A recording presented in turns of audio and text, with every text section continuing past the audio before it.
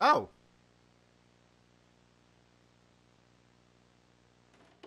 They just added like a little title thing. That's neat.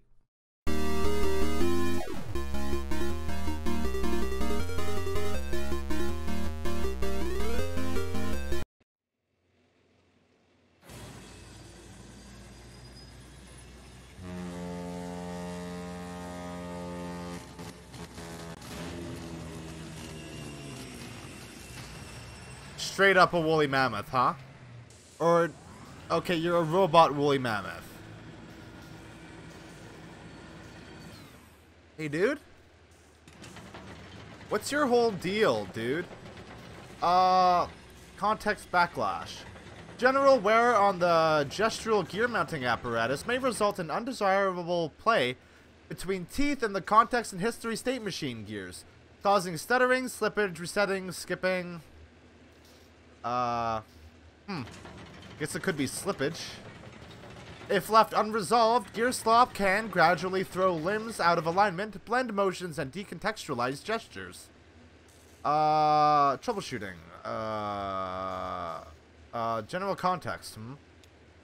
All gestures happen in a context. The set of preceding gestures, the overall orientation, the extended variables such as time of day, and interior affect gear angles.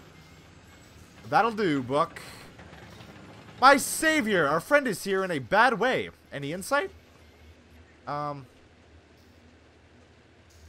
try to stay clear of high voltage these days. I don't at all blame you, especially down here, on the water, I mean. Sure, it's dangerous, but this is where she lives. And what brings you down to the Echo tonight? Just tagging along. Ha! That doesn't sound like you. We dragged some folks to a show, just returning the favor. I'm sure your new friends appreciate the company. It's no shame to be lonesome. We picked you up at the Bureau tonight. Never seen you that far upriver before. I hope that doesn't mean you've been traveling on the Zero.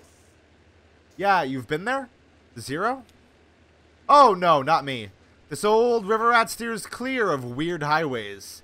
I've been traveling this river for more than half my lifetime, more or less alone. I think I've seen it change quite a bit in all those years, but I can't say for sure. The water has a peculiar way of making a person forgetful.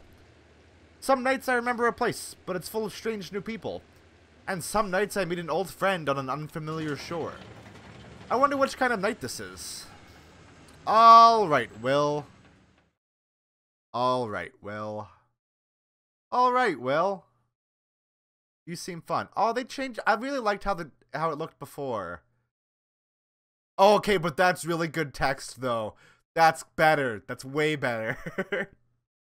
Okay, there's some compromises and there's some improvements. Whoa, who are you? You look cute. She's got a cute jacket. Shannon's got a cute jacket on. There's a dog.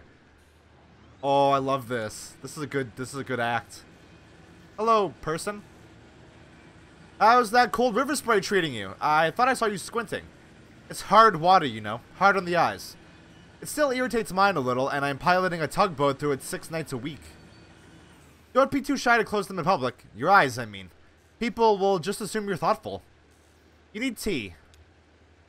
So... Agrocybe agarita, definitely. Peppermint, dried spring, agaricus, milk thistle, and dried reishi.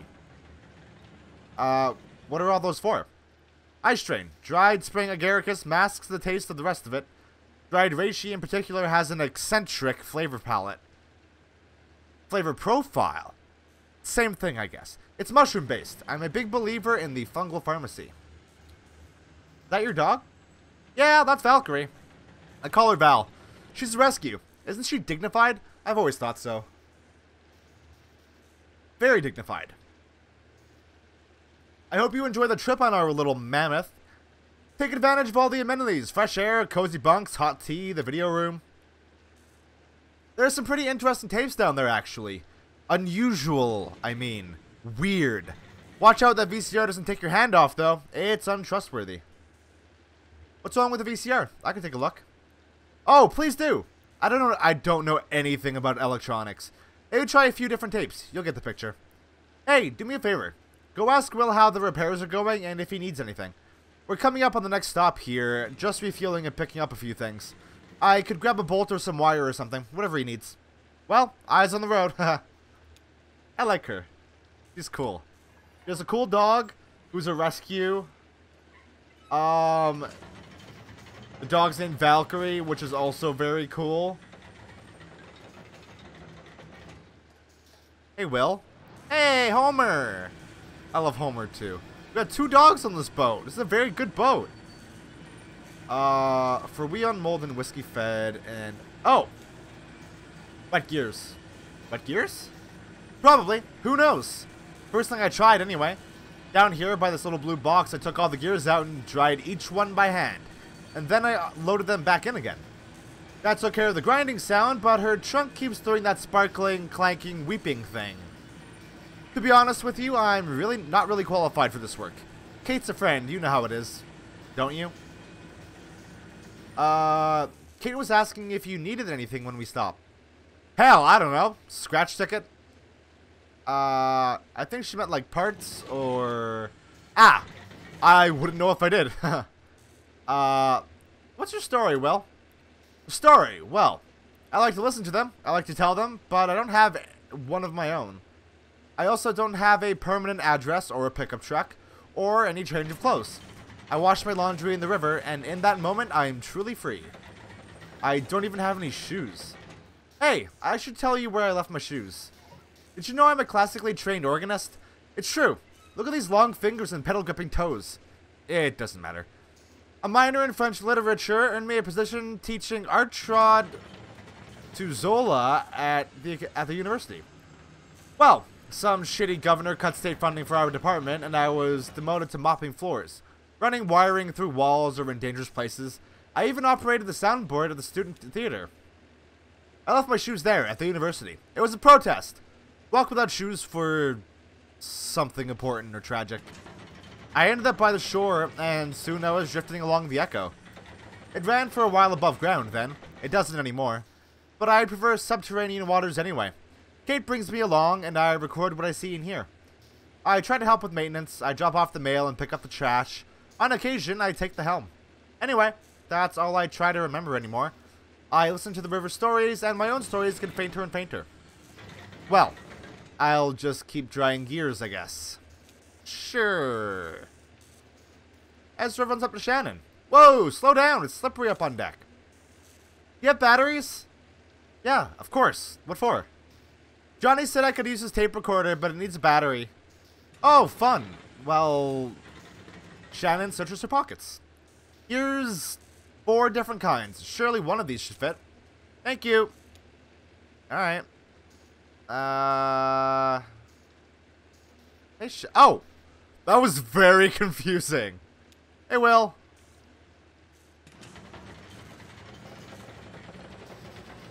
You got your batteries, small man. Go get you some tape. Oh. I like that. I love that the game prompted me to talk to Will, and it's like, nah.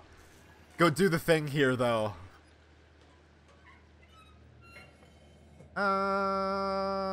Okay. Where is... Oh. There's a cat. Who are you?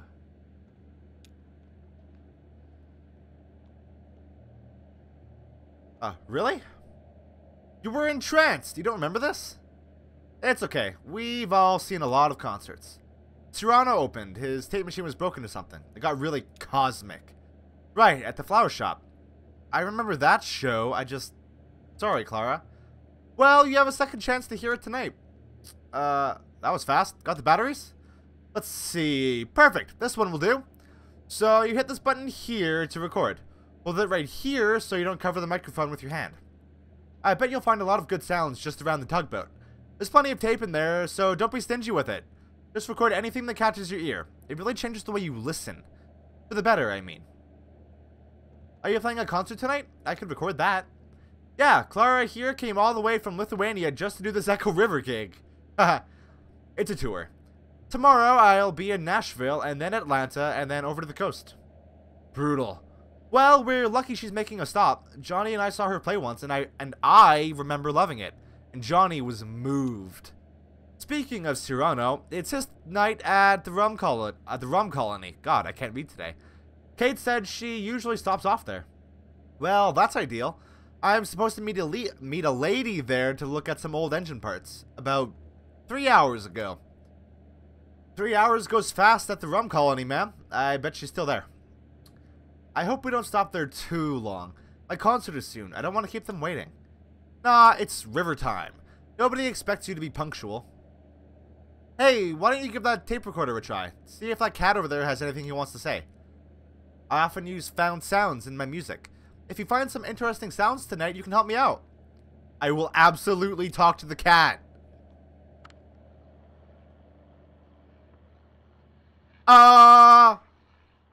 Hey, Conway? What happened to your arm, buddy?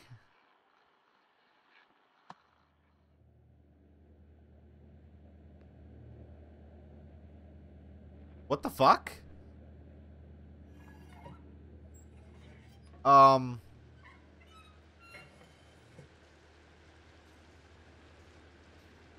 like, seriously, what happened? You know, it's the strangest thing. I can't remember why I came up here. Neither can I. Damned noisy river. It's just that thing about... what was it? When you walk through a door... when you go into the kitchen for something, and as soon as you pass from one room into another, you forget what you wanted. You have to back out just to remember, like you left a part of your brain behind. Hey, I wonder if I could follow that brain crumb trail all the way back to the room I was born in. Conway cranes his neck over the railing. Looks cold down there. And dark. You weren't in the cabin long. Get any sleep? I had a weird dream. Yeah, that's when you get the strangest dreams. When you nod off, right? Just kind of dip your toes into sleep and some weird image floats by and takes a nibble. Shannon leans over the railing and looks at the river below. It does look cold, doesn't it? Yeah. Better keep that kid away from the edge. A person could easily fall in. He's been exploring. Should I be worried? I'm fine. I was talking about Ezra. It's good for him. It's important to know how to... how to be alone. What's up, huh? You look like there's something you want to ask. Fine, you can ask it. One question. I thought you didn't drink. Well, I didn't. I mean, I did, and then I didn't, and then I did again.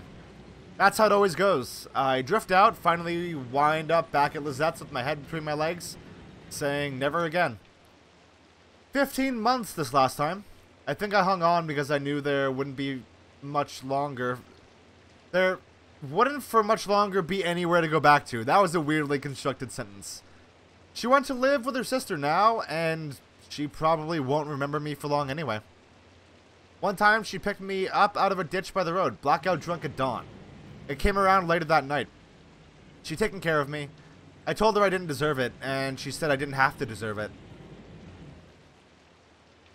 She sounds like a saint. We should all have someone like that. Oh, you wouldn't say that if you knew her when she was younger. The girl was wild. I guess she's got her own problems now. I wish I could help out. Hey, maybe I can make some money and send it to her sister. Maybe they'll keep me on at the distillery, I mean. Oh, I shouldn't get ahead of myself. I've got to repay my debt. Hell, I should be grateful for the opportunity.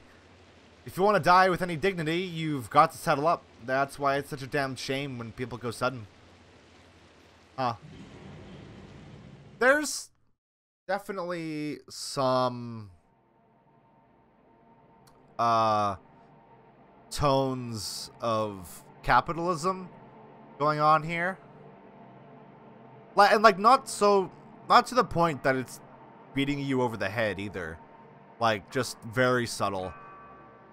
I'm sure I talk too much. Everyone on this river does. The problem is that we listen twice as much as that.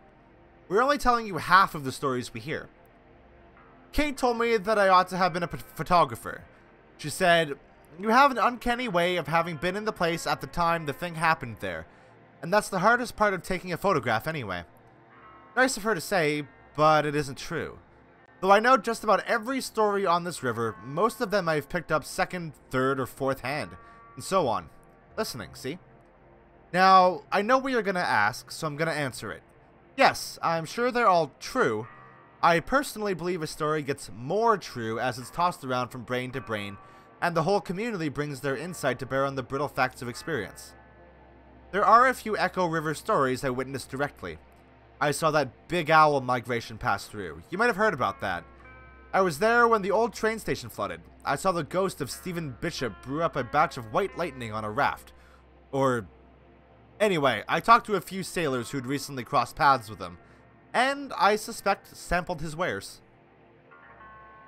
One night, when I was working on the Mucky Mammoth, we picked up a gaggle of passengers headed down to a mail drop by the silo of Late Reflections. I knew a couple of them in passing, a pair of traveling musicians whom I often encountered on the river. The others were strangers to me at the time, a young woman, a small boy, and an old man whose name I didn't catch. Oh, and a smelly old dog. We docked at a gas station so the Mammoth could refuel. Oh. There's a weird metatextual thing going on around here. I feel like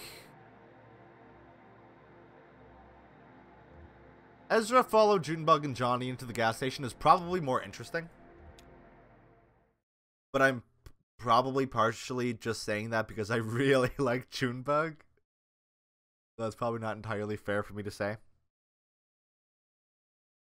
A gas station. Fantastic. Descriptive.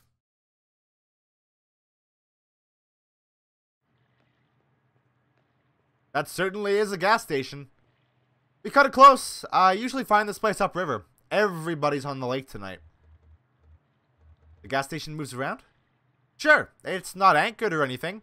Could be anywhere up and down the Echo. You just kind of run into it when you need it, or hopefully a little before you need it. I usually stop here once a night, though to be honest, I'm not sure it's even the same one. It doesn't have a name or anything, and I never really pay attention to who's behind the counter. Anyway, it's nice to see you two. Most of my regular passengers must have gotten held up elsewhere in their journey tonight. It's that storm, I think. Look at him go! That kid has a lot of energy. Gotta be past his bedtime or something, right? I don't think he That's a good line. I don't think he has a bedtime. He's a maverick. Sounds familiar. You don't have any of your own, I mean. No, I guess not. I just realized, you two come through here so often, we chat about all kinds of stuff, but I never thought to ask about family. Who has the time? Yeah, sure. You've got to prioritize. So, how about that storm upstairs? Did you two get caught up in it? I heard it kind of roamed around, uncertain. I'm sure we'll hear all about it tomorrow. Flooding, property damage, probably killed a few tomatoes. It's got the river churning and everyone headed to the lake here where the water's calmer. I, myself, don't mind navigating a choppy river. Not at all. I've got a good feel for it. Plus, it's better for fungal growth. High water consumes the cave moths, and their wet wings clump together into these little balls of nutrient-dense mushroom food, jammed by current here and there between the rocks. You have never seen a mushroom grow like on a soggy cave moth carcass. Amazing. If I could get a day off, Val and I would be out there all day tomorrow to harvest. I mean it. They'll be ready by tomorrow. A mushroom will grow just as fast as you can pump water into it. Hey, are you two headed out this way tomorrow? Maybe I could send Val ashore with you for a few hours. She's got a remarkable nose for mushrooms. Oh my god. Oh my god, I don't care. You wouldn't even need to know what to look for. Put a bag around her neck and she'll just bring them back to you. Yeah. No room on the bike for a dog, Cricket. She could curl up in the sidecar. I'll sit on my legs. So, I should get back aboard. No rush. I just want to brew some tea before we get underway. Head in the station? Thought I'd grab some black coffee for the old man. He's looking a bit waterlogged. Sure, don't want him falling asleep on you? Nah, he'll be alright. He seems like the type who can hold his liquor. Seems like he has a little experience, I mean. Hey, while you're in there, could you remind the gas station attendant this fuel's on my tab? Charged to the Mucky Mammoth. Oh, and Will wanted the scratch ticket. Thanks. I think I'll just watch the lake for a bit, ma'am. Sure. Okay. God, does her outfit change every scene? God, I love Junebug. She's so fucking cool. Attendant. Looking for crystals? I need a scratch ticket. What kind? Oh, the one with bats on it. You gotta go with the bats. Sure, bat bucks. Everybody buys that one. No idea why. Anything else? Snacks. Sure, we have snacks. We have, how about some jerky? It's homemade, not by me. You work on the mammoth? I can add it to your tab. Oh, you know the tugboat? The captain, Kate, said I'd have to remind you. Sure, they're here every night. It's okay. I have one of those faces. Forgettable. Does it bother you? I've learned to cherish it. There's dignity in being forgotten, letting the crowd flow around you unspoiled. I used to live in a city. I mean a real city. Cleveland, Ohio. I had some family money then, and I didn't have to work. I lived in hotels, in daylight, I walked wherever the people were. My only duty was to the crowd. I was its observer, its historian, its detective, its poet. Well, the money ran out, and I dispersed with the rest of them. I took my duties with me here, to Lake Luth and the Echo River. I live behind this counter, anonymous, invisible, but I live with dignity. And yourself? No, I don't think so. I don't blend in. And not so easy to forget, I'd say. I see now that you're right. Well, that's yours to bear then. Snacks are in the back there. I also need to grab coffee. What do you think of that other dog we've got on board, Val? Homer's a sleepy old hound dog. I know he isn't doing any mushroom hunting, that's for sure. I'd like to try my hand at mushroom hunting. I bet I'd be pretty good at it. So, could you fit in the sidecar? If I rode with one knee draped up to the side, you could sit next to me? I'd hold you tight, I promise it'd be safe. Maybe we can still talk her into it. God, Johnny's really cute too. Norm. Shit, the floodwater washed you halfway up out to sea. I was looking for you down by New Königsberg, same as usual, but ain't nobody there. And the river's deep as an elephant's... Oh, didn't see you there, ma'am. Pardon my language. What? Elephant? Haha, alright. You're no paper flower, I see that. I expect you must be Loretta. Enchanted to meet you. Sorry I'm late. Hey, is that coming on too flowery or something? Enchanted? Repeating it now, I feel a little silly. Enchanted sounds pretty old-fashioned. Is that the kind of gal Loretta is? I guess I don't know. But now I'm double embarrassed. Do I look like her? To be truthful, I couldn't tell you. I met Loretta on the computer. We met each other there, I mean. Or, I guess, spoke through the computer and agreed to meet? I don't know the terminology. I haven't dated in quite a while. Back when I met Greta, that's my wife. Excuse me, my ex. Or maybe I am her ex? I don't know how to say it. Anyway, back then there wasn't even such a thing as computers at all. I mean, I guess there probably was, but I never heard of one. I worked in textiles. So, here I am. So, what's your plan when Loretta shows up? Oh, maybe head down to the rum colony. Shoot, I forgot to ask if she likes to drink. You really never know these days. I guess first I'd ask her about that. If she doesn't like rum, I'd maybe try to take her by the bat sanctuary. Whoa! I want to go there! That's pretty romantic in a sense. I mean, like misty valleys and ruined churches romantic, not like flowers and chocolates romantic. Of course, they've got that memorial there. That's a little depressing, actually. Maybe we'd kind of sail around that. Damn it all. I guess I probably missed her. I wonder if she'll agree to meet me again. I'm sure she'll understand with the weather and all. Nice of you to say so. Well, I guess I'll head on back. Hey, supposing Loretta doesn't want to see me after all. My card is full. Oh, no, sorry, that's not what I meant. Actually, I wanted to ask you for some advice. I had to type up a sort of autobiography for the computer date. And I spent a lot of time on it, but I only got one reply, and that was Loretta herself. I was happy to meet her, but supposing she's lost interest now. Do you think you can maybe give me some feedback? It's only a paragraph or so. I have it all memorized. I spent so damn long writing it. Okay, here's how it goes. I'm a good-natured man, retired, and spent most of my life sailing the Echo River, riding currents of subterranean gas and that strange invisible wind that moans out of the small tunnels along the bank. Seeking a companion to map the river with me. I have 2 grown children, but they live far away. No goofballs. Okay, what do you think?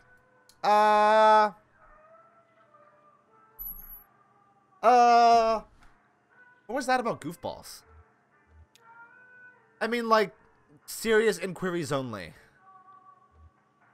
You might miss out on some really great goofballs. You may be right about that. Why mention your children? Oh, just... I figure it'll come up somehow? I don't know how people feel about dating with kids. Like I said, it's been a while. Are you proud? Yeah, sure I am. My son is a school teacher and my daughter owns a printing press. Good people. Yeah, maybe I just mentioned it there hoping I'll get asked to brag a little. The thing about wind is a little much. Yeah, you're probably right. I wanted to show my poetic side. I'll save that for the date. Alright, thanks for the help, ma'am. You've given me a lot to think about. I'm ready to get back on that computer. You have a good night now. What's left of it anyway. Aw, I like Norm. Junebug surveys a row of chocolates, licorices, cheese crackers, dehydrated, bleached, reconstituted, and colorized. Johnny seemed distant. Traveling with all these people might be like sensory overload for him. A bag on the bottom shelf is decorated with cartoonish pictures of vegetables.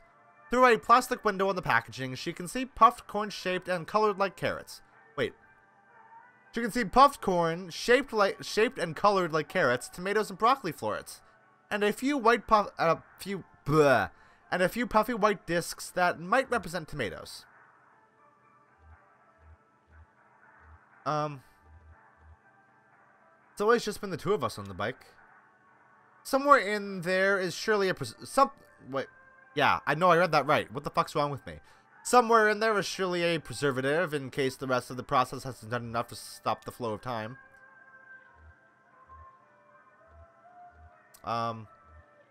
Even supposing it was possible to take on another passenger long term.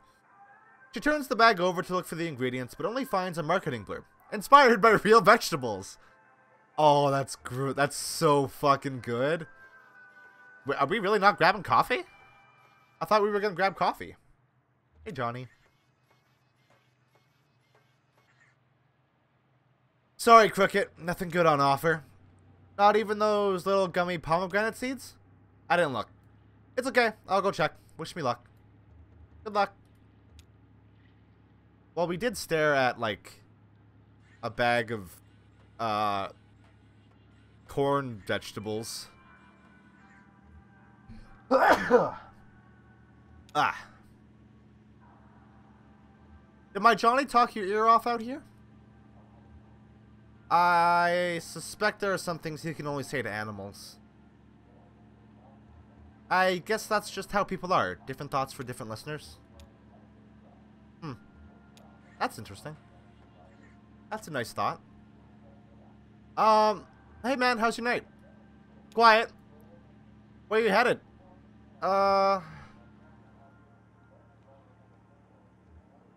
Probably some new friends make a delivery. Or along for the ride anyway. Well, even if you're not doing the heavy lifting or navigating or whatever, a passenger contributes to a journey too. I never travel, but I do love travelers. That's what I like about this job. The travelers come to me. You ever get lonely here? Yes, I do.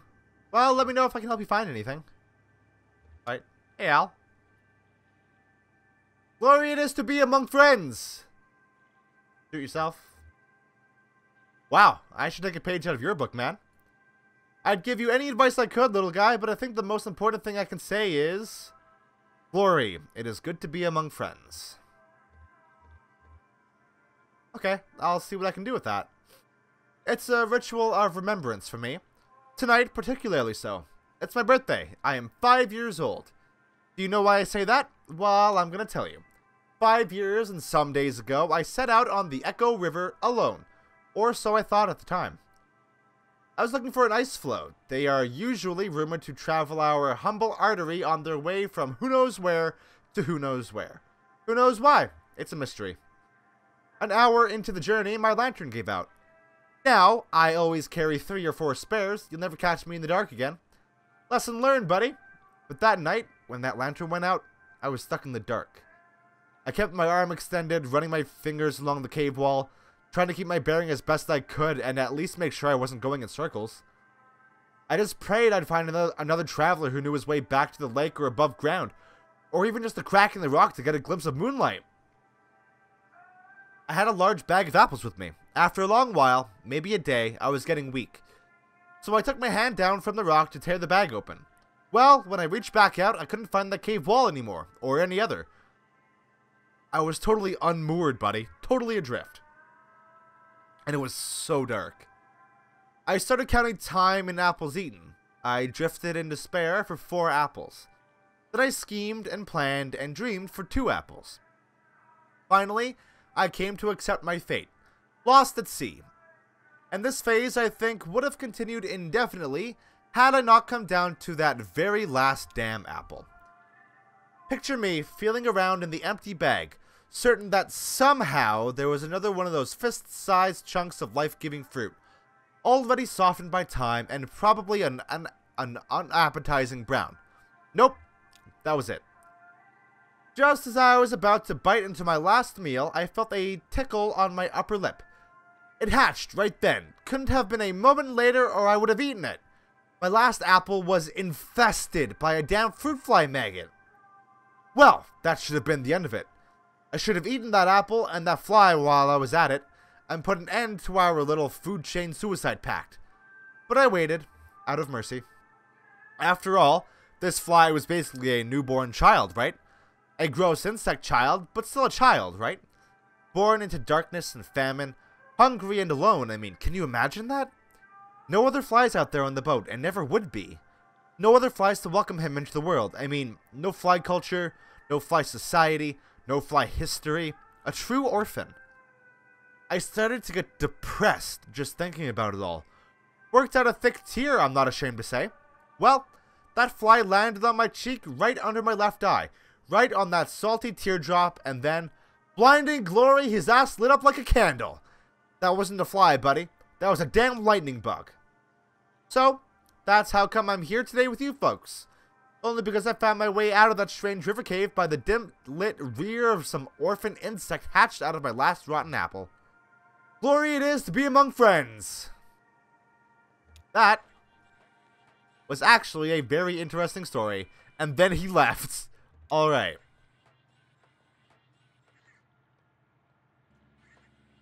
What's up, Junebuck? That guy's a trip, that gas station attendant. Did you talk to him? It's funny, he actually reminds me of that frog we had for a bit. I thought it was a toad. Oh, is there a difference? Toads live in the mud, frogs live in trees. Huh, I never knew. He seemed more like a cat to me. The attendant, I mean. Oh yeah, I can see that too. Aloof, but strangely chatty. Maybe we should pick up another one? A frog, or a cat, or an iguana, or something. Or maybe a third person to travel with? Huh. Now that would be a whole new adventure, wouldn't it? You and me, we're good together. Safe, free, you know what I mean? We can try stuff out. Change our clothes, swap parts around, just play. I'm not lonely, just curious. With another person to play with, what else could we be? You may be right, Cricket. You really think so? Wow, I thought I'd have to wear you down a little, like I did with the gerbils. Oh, that's Kate. Time to hit the road. River, I mean. That was a great scene. This game gets stronger and stronger with, like, each act that goes on. See that small brick building? It used to be an upholstery shop. Now it's inhabited by a very skilled taxidermist whose art is greatly in demand. When it was an upholstery shop, it didn't see nearly as much business. The old shop's name has been lost to time and weather. This was decades ago, and the only trace of it now is the grade frame of an old sign behind the new lettering, which now reads Trapper, Stalker, and Sportsman. And then below, smaller, no specimen is too exotic, no arrangement too fanciful. Some of the upholstery equipment is still there, too, and still sees active use. Elise is the resident artist, though she's not the owner of the shop. It's owned by her aunt, Ida. Ida has very little to do with the day-to-day.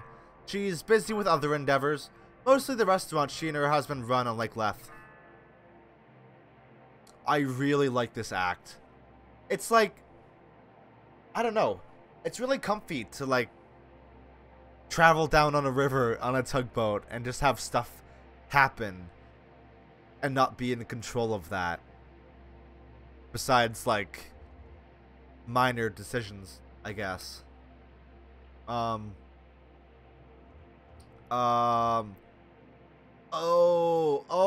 no, okay. These are two things that sounded very interesting. Well, okay. So, we've already seen a show. We watched Junebug and Johnny perform. So, if we go to the Rum Colony, we're likely to watch Clara's show. No, that's not... Is that where Clara was playing? I can't remember. Okay, I want to watch these videos. Because the way Kate was describing them, they sound very interesting. And I hope this isn't a poor decision. Then again, I don't know if there are poor decisions in this game. It's just the way Kate built up the tapes. I'm like very curious.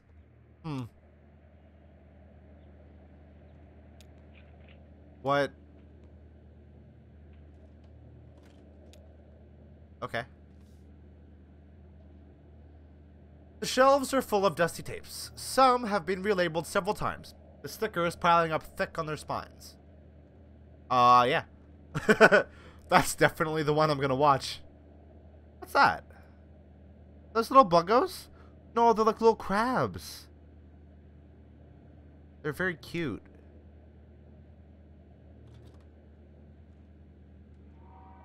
Watch.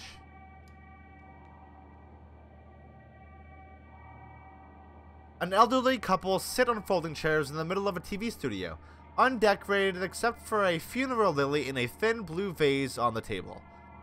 The lights are a bit too dim to make out their features. She reads from a newspaper with unhurried efficiency. Gloria B. of Mumfordville passed away on Monday at her residence. Survivors include her children, Dakota, Montana, Minnesota, and Bobby. Really? All of Mumfordville. A memorial service will be held at 7 p.m. Thursday at Hatton Huffman Funeral Home in Mumfordville, with cremation to follow. She never knew Gloria. He thinks he may have heard the name, wondering aloud if she ever worked at a cafe down there in Mumfordville. The woman who ran that place was once called Gloria, or maybe still is. They take a call, someone who knew Gloria B., if not very well. The caller once installed a satellite dish at Gloria's house, a 900-square-foot ranch-style home on 2 acres at a dead end, backed by weeds and pine. When the caller mounted the ladder up to Gloria's roof, she slid open her window and tugged urgently at his pant leg. He followed her gaze behind the house to 2 wild turkeys picking through the weeds. Gloria and the caller watched, silent and still, as the huge birds foraged obliviously into the trees. Then he installed the satellite dish. Sad. Eject.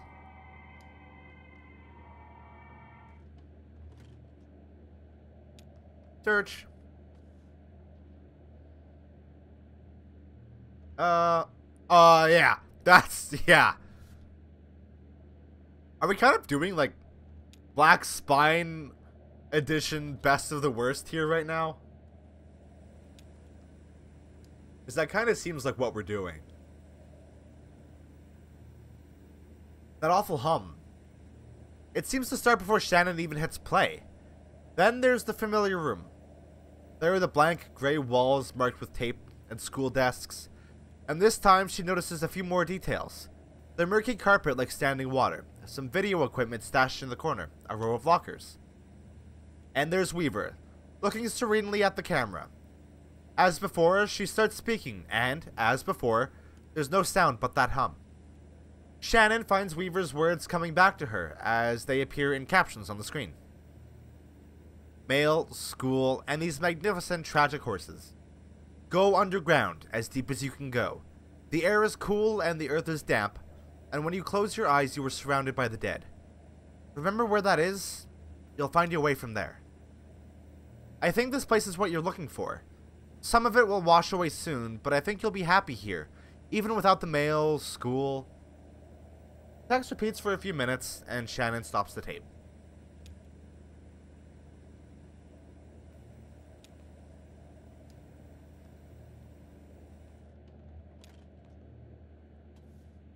Only seems polite. Alright, I think we got out of that what we were gonna get out of that. Oh, this is such a cool, like, setting area, you know? I like it a lot. Oh, Will. Oh, and Kate. No, there was only a few notes. Slow and sad, like funeral music, you know? I don't remember it being sad, just simple and unburdened. Maybe that's what funeral music sounds like to me. Unburdened. Oh, hello. Kate and I were just trying to remember the Mammoth song, but neither of us have heard it for years. Will just found the mechanism. In the mammoth's belly, hidden in gritty matted fur. Ha! It's like a big music box, a slowly spinning cylinder covered in metal pins that pluck her dulcet guts and pump the bellows in her bowels. But some of the pins are rusted and worn away. Easy to replace if we can ever remember what the notes were. Did I hear you browsing the archive next door? Find anything good? I found something pretty unsettling, actually.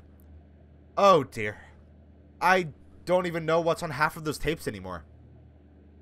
They used to all be movies and that kind of stuff. I like nature documentaries especially. Some people left home movies or little art videos they'd made. But that damn VCR devours anything you leave in it. It just switches into record mode at random, I think, and picks up whatever is coming in over the antenna. Of course, the only station we get down here is that WEVP. WEVP. I said that out loud, and it, like, had this tinge of, like, familiarity, and I don't know why. Community television, you know? They've got that show with the gentleman playing banjo in his birthday suit. I'm sure you've seen it. Oh, yes. And if there's no tape in the machine when it tries to start recording, it makes this awful sound. Like putting a squeaky toy in a food processor. I can hear it above deck. Awful. That's why I put the sign up. Please do not rewind after watching. At least that way nothing gets taped over anymore. Where is the station? WEVP. I don't know. Will? I don't know. I guess I never thought of it. It must be nearby, right? It is community television. Dashiell would know. Yes! You should meet Dashiell. He did a lot of volunteer work for WEVP in the early days, winding up antennas and relays, stuff like that. I think you two would have a lot to talk about. He works at the telephone exchange. No, I'm afraid he's been let go. Oh, yeah? That's odd. He still takes the ferry to work every day. I'm sure he's at the telephone exchange right now, in fact. I dropped him there a few hours ago. We're stopping at the telephone exchange again shortly to deliver their mail and pick up their trash. You should go ashore when we do. Ask for Dashiell. Alright, I guess Shannon will do that. Weird and interesting. I rarely miss a chance to lounge on the beach around the rum colony. And I do enjoy a drink, though I don't find their signature liquor suits me. But this time, I elected to stay aboard and shoot the breeze with Kate over some mineral water. Still, I heard reports.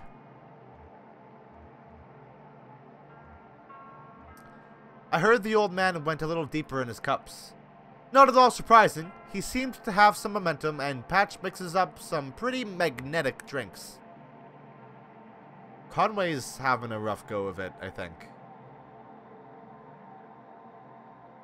Like, very heavily drinking. Like clearly a lot is weighing on him.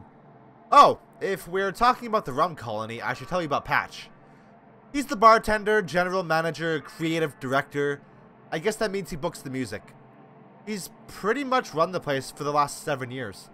A lot of folks assume he owns it, but that is not the case. The rum colony is owned by a dead man named Vernon.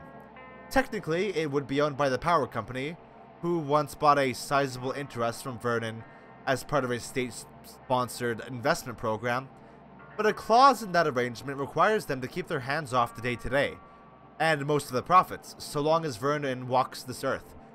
The upshot of all this is that nobody came forth to identify the body. Patch is a good guy, though. Kind, trustworthy, and he mixes a strong Mai Tai, if that's your thing. This is so nice. This is a very good act. What is that? That looks like nothing.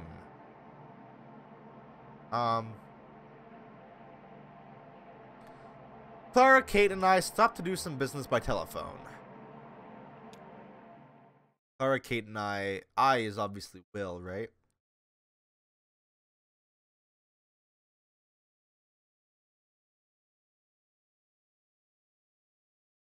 A phone.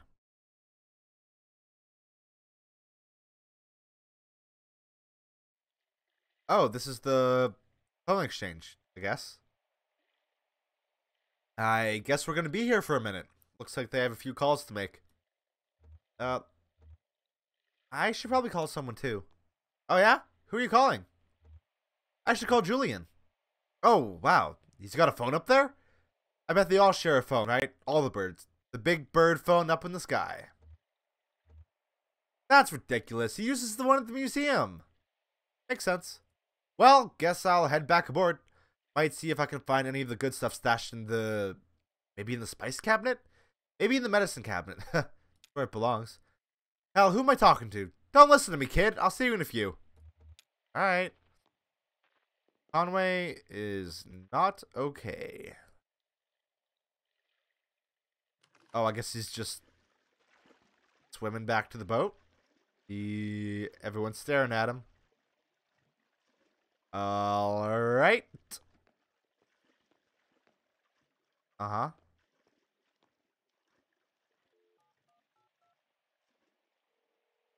What's this guy doing? Scratch his head. Oh! Ooh! What? Wait!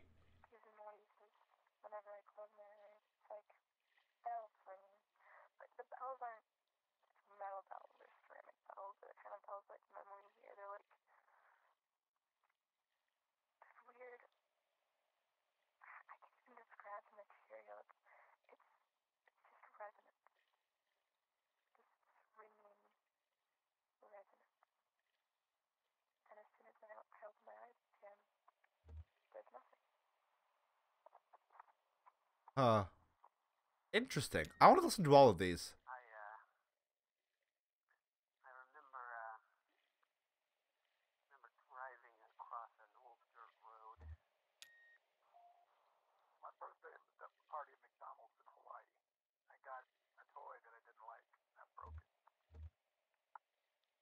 Did... Huh. These sound like... This is in the bear room at the bureau, by the way. I feel like some of this... like, some of this feels definitely like maybe the developers called people and, like, asked them a question. And these are the answers to them. Like, some of them seem like... why can't you sleep? And others are like a childhood memory, or like a time you felt like deja vu. You know? I don't know.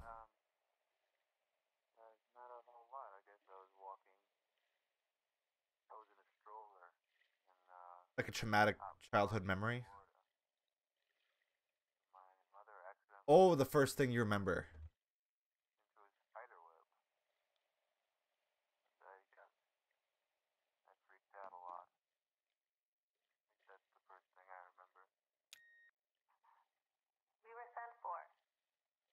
What? Okay. We're sent for. What does that mean? Did he go diving into? It's actually really cold and kind of dangerous. Did he say where he was going? He went to get some medicine. Oh, maybe his leg is still bothering him. Or an early hangover. I'll have to tell him I have some more painkillers in the truck. So, any important messages? Every single one. Where are you headed tonight, small man? I'm just following my friends. Is this young woman your friend? We met Ezra earlier tonight, and he's been very helpful. I'm hoping we can return the favor once we get back above ground. Poor kid was sleeping at the bus station and just lost track of his folks. He'll be alright. He's more at home down here than any of us. Trust me, I have an eye for it. This is a very weird scene.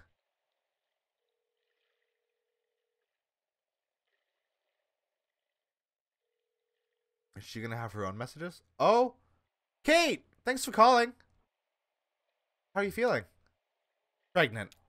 I couldn't get settled in bed, so I was just watching TV. Some cooking show about high-concept junk food, and everyone from my high school chemistry class was there, making cupcakes out of old bicycle parts. I think I might have dozed off a bit, actually. Honestly, this baby can come out whenever he wants. I'm completely over it.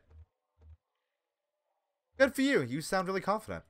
Oh, it's all an act. I'm actually... Whoa! God, the phones down here are such a mess.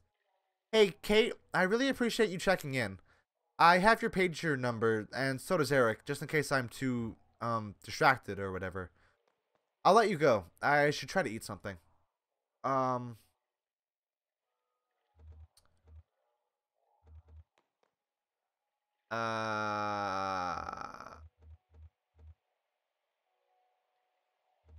Reishi will help with your joint pain.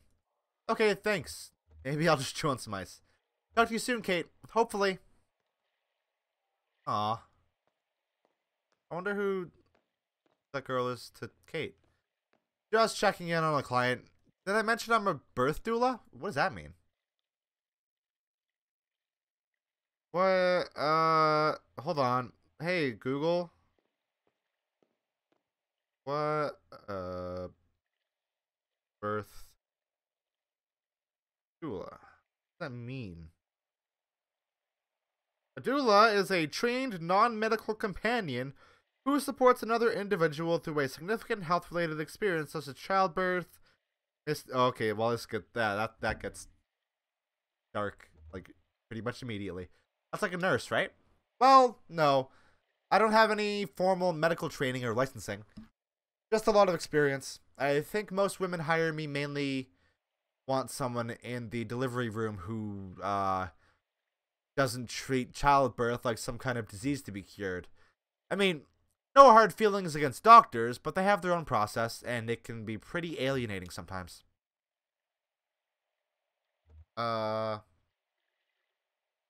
everything okay? Everything's great. Sounds like she's ready. Some women just know. It's amazing. Others are caught totally by surprise. Your friend went back aboard? His leg is bothering him. Yeah, I thought he seemed a little pained, especially when he moved. Oh god, I thought Will was going back to the phone. I was about to be very worried. What are up with Will's phone messages? I'm glad you phoned. I was just thinking about you. Sorry I didn't call this week. I have been traveling constantly. That's fine. I visited the hospital yesterday. I went to visit Uncle Andreas, but they moved him. Now he's in a hospice care facility run by some old Polish nun. Everyone says it's very nice. I asked them about visiting, and they said he didn't want any visitors. He's just being stubborn. Yes, it's typical of Andreas. I was thinking maybe if you came to visit, he would see you. All those afternoons you two would go drinking beers by the river. Don't you think it would mean a lot to him if he could say goodbye to you in person? Oh, Nadia, I'd never make it back in time anyway. It's true. You're a long way from home, Clara. I suppose it can't be helped. Oh, here's Mother at the door. We're going to try again to see him. I hope the tour is going well. Love you. Be careful. Aw. Sister, I guess. My sister, back home. She's very depressing to me this morning. My Uncle Andreas is terminally ill and refusing visitors, and Nadia is making a stir about it. It doesn't bother you that your uncle is refusing visitors? He's a bear of a man. Wild animals, it's what they do. When it's time to die, they wander off into the forest, alone. No, I said it wrong. They don't wander, they make a pilgrimage. We must always take the dying at their word. Their motivations are beyond our understanding. The older man, he's swimming back to the mammoth? No emergency, I hope. He's tending to his aching joints. Arthritis? It runs in my family, too. Brandon approaches. I don't suppose any of you folks are headed past the Bureau of Reclaimed Spaces. Not on this run, but we'll be coming back this way in a few hours. Well, I may still be here then. It's no big deal. I'll just hang out and read or something until it's time to head back to work. Hey, you folks are traveling with that old guy, right? With the leg? Is he okay? I saw him earlier tonight. He came by the storage facility for some files. He totally bit it on the staircase. He's okay though, right? Wait, what? Really? Oh, that's the janitor. Yeah, okay. Sure, he's just been drinking a bit. You know how it is. Yeah, you'd have to be to dive into the echo like that. Well, have a good night. Or, morning, almost. So, that's not the telephone exchange? What's the telephone exchange, then?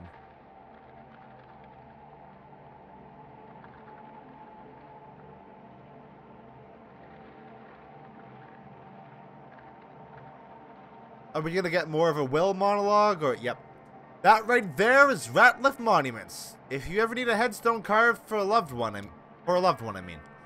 Violet Ratliff never married, nevertheless bore 6 children. Earl, Kelly, Barb, Ron, young Earl, and Beauty.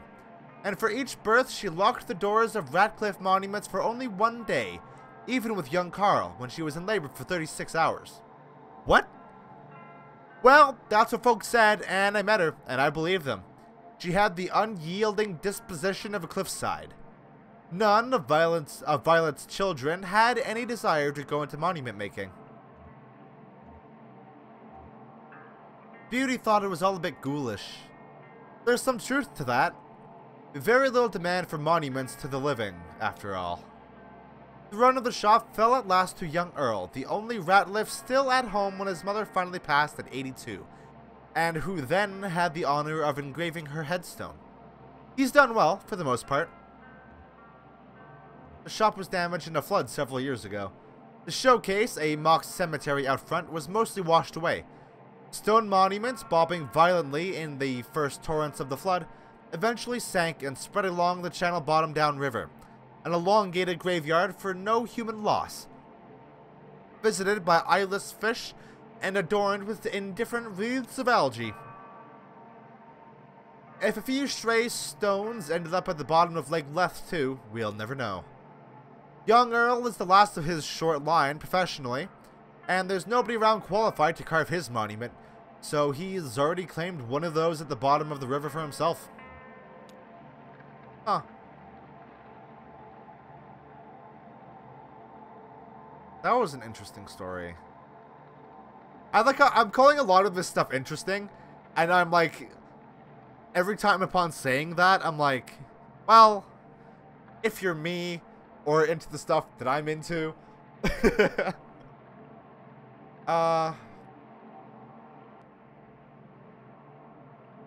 think, okay, so, I'm definitely enjoying the bits, off the boat more, so I think we'll go to the center. Also, I want to see how we make money in this, weird situation that we find ourselves in.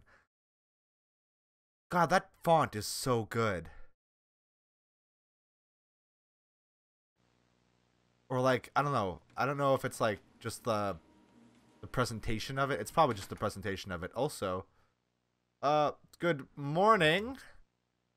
Bags isn't feeling well. Long night. Poor kitty. What are you watching? Security tape from last night. Daryl left the lights on again. Do we slash his tires? I'll leave a stern note on his desk. Spare the rod. What are we doing today? Right, this is weird. You know that old vending machine? The one that only has tomato juice? No, the old one they just stopped refilling. Remember we rolled it out onto the dock last August and some scavenger stripped it for metal in the middle of the night? Daryl cut his hand cleaning up after them, and it got infected, remember? No. Okay. Anyway, the rest of it ended up in the coat room until finally Daryl was piling it into a big bag for the trash barge to pick up, and he came across this box lost behind all the junk. Check it out. This looks old. Yeah, there's a bunch of videotapes and completed questionnaires. I looked up the reference number, and it's never been processed. So I guess that's what we're doing today. There's no date on it. We'll just have to make one up, unless there's some footage of a calendar or something in here. I guess these are the old tests before we started doing the video exit interviews. That's annoying. Yeah, let's see. How did we do this? I'll run the tape, you interpret the questionnaire, and I'll type it up. What? Huh? What? Oh, there's Shannon.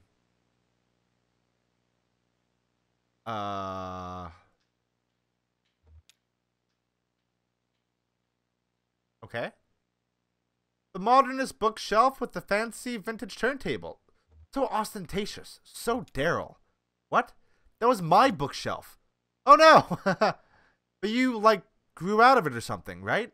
It ended up in the lab somehow. I keep my books in a pile now. It's easier to find what I'm looking for. Never... What shelf is that book on? Only... Well, it's somewhere in the pile. Pragmatic. Okay. Wow, I haven't seen that poster in a while. I think that was mine from college. Yeah, definitely. Oh, right. Daryl swapped it out in the redesign. Now it's... What's there now? Yeah, it's... That's weird. I can't picture it. I mean, I can picture the wall, but there's definitely something hung up there. That's gonna bug me. Want me to go look? It's just down the hall. No, it's okay. Alright, so clearly you don't care that much.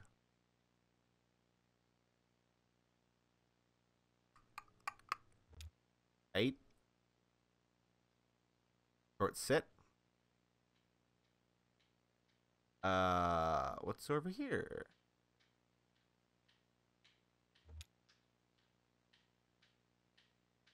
That looks to be a questionnaire of some kind. This should be some basic information and the first control test. Subject's general disposition. Jen looks over the questionnaire document from the envelope. Why are you here?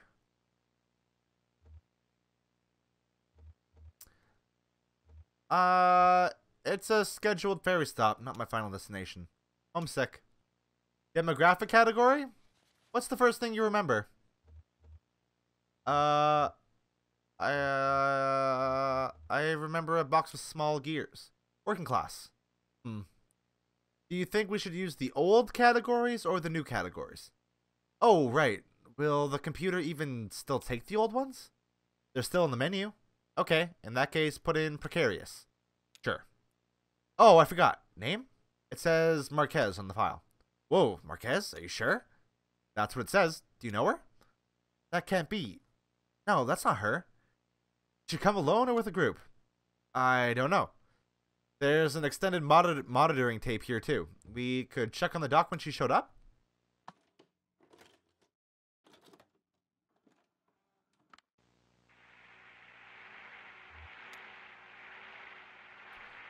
No, definitely not. Oh, she's traveling with one of those creepy distillery guys. Him? Nah, he just looks like some old drifter. Maybe you're right. It's hard to tell in this light. Is he slowly turning into a skeleton? Oh, it's... Wait, who is that? The guy in the hoodie. What? I've never seen him before. Really? He looks so damn familiar. I thought maybe he was a former intern or something. He's a little old for that, right? No, I don't recognize him. Sorry. You're all deja vu this morning. It's spooky. Sorry, just one of those days, I guess.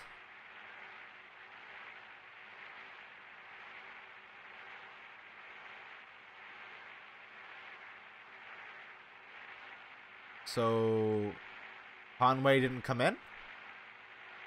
Ha! I guess the old man is on dinghy guard duty. A noble assignment. So, who was this lady? Oh, right. Well, do you remember WEVP TV? No. Okay. It was a community television station. The Consolidated Power Company had to fund it as, like, a punishment for owning too much of the broadcast spectrum or something. Oh! They used to screen your videos, right? Yeah. It was like a co-op. I did some maintenance and they gave me a slot to show my work. And they had that naked banjo guy late at night. Yeah, that's mainly what everyone remembers. I guess their whole mandate was community expression. He was certainly expressive. Oh wait, was WEVP the one that... the flood, right? Yeah. Damn. So, Shannon Marquez... did she have a naked banjo show too? What? No. Let me guess. Which of the following sentences best describes you? I grieve for fading memories. She did the weather? No, I've never heard of Shannon Marquez. It was a Weaver Marquez I knew. She worked at the station for a bit, and then she left on kind of weird terms, actually. Anyway, where were we? Huh. Weaver seems, like, important, right? Like, actually important? Okay, how do we rank her from the control test? Without turning around to look, please describe the following objects. It has 3 shelves. It is nondescript. It reminds me of a museum. Poster. I remember circles. I have a poster in my workshop. A vintage advertisement for vacuum tubes. Lighting. Just kind of dim. Average, I guess. Average. Okay. Oops. Bumped the mic.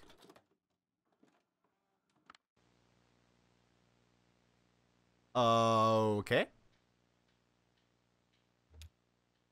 Let's look at the pair, I guess. How many pictures did she remember? 2? Or actually maybe 3. What? She wrote down orange, strawberry, guava. Guava? I think she meant the pear. See, that's why I hate this test.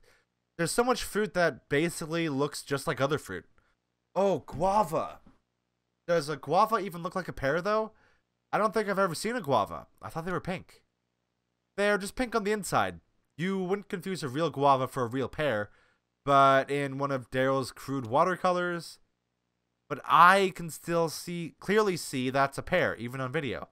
Yeah, you and I can, but we already know it's a pear. She could be remembering wrong, or just identifying what, to her, is a much more likely fruit to appear in a painting, based on any number of cultural, social, geographic, you know? She didn't say anything in her response to help clarify? Let's see. Please describe in detail any sensations that accompany your memory of the pictures. I remember the way the fruit tastes. The guava is just the candy. It's almost unnatural. Not really, just some sensory memories of guava. I guess we should just skip the pictures. That's a shame. It's really hard to measure memory degradation in some of the later tests without this one as a baseline location updating scenario. I've been saying we should just use photographs. Watercolor paintings already have the quality of a half-remembered dream anyway. Like they're inviting you to forget them, or somebody else forgot them for you.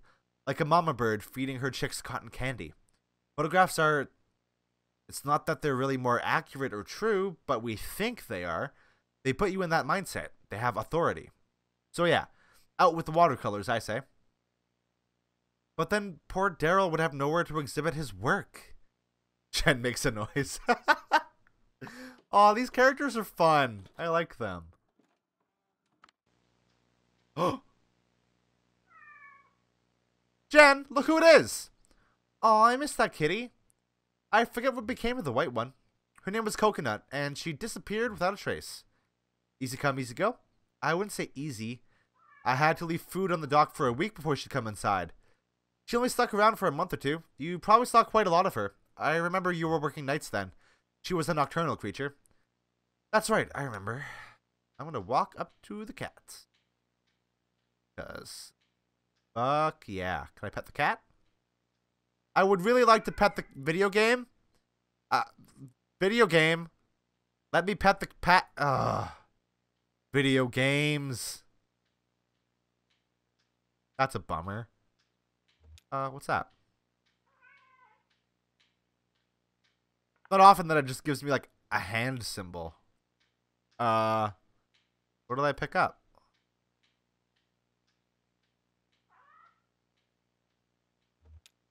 Is that a can of food? Oh, hell yeah. Wait, I don't remember this test. Oh, did we cut this one? What's the questionnaire like? No, this is just sometimes if I can't make it in for a few days, I might leave a note to feed the cats. For the test subjects? Wow, how do you know they'll do it? I write it on university letterhead. Jen, that is unethical. At least I don't use university property and research equipment to make weird video art. Very well then, I contradict myself. I wonder which is the nobler transgression. I'll settle that question. It's nobler to feed kitties. I agree. Big agree there. Weird room.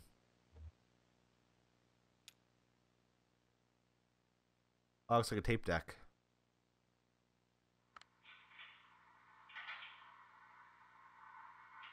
Did her outfit just change?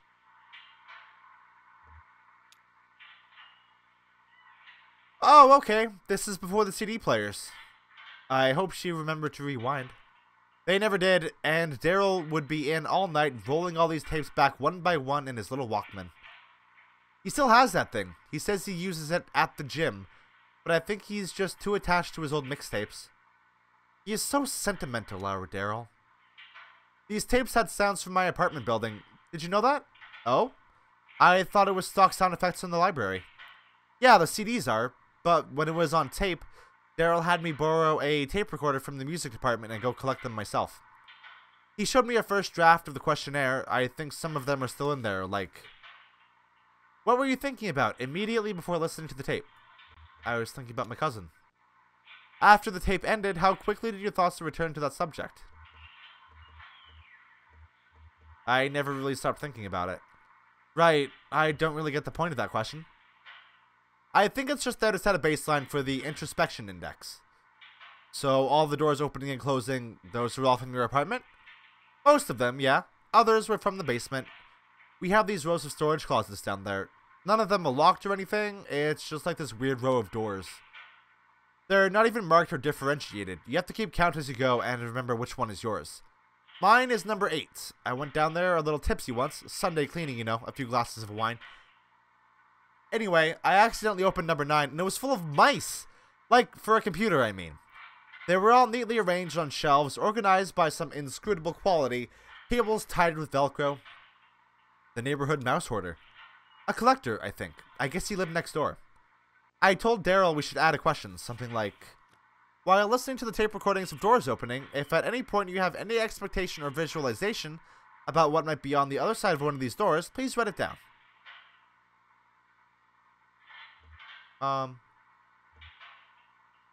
Glass door. It sounded like a kitchen door. I was just curious, I guess, since it was from my building.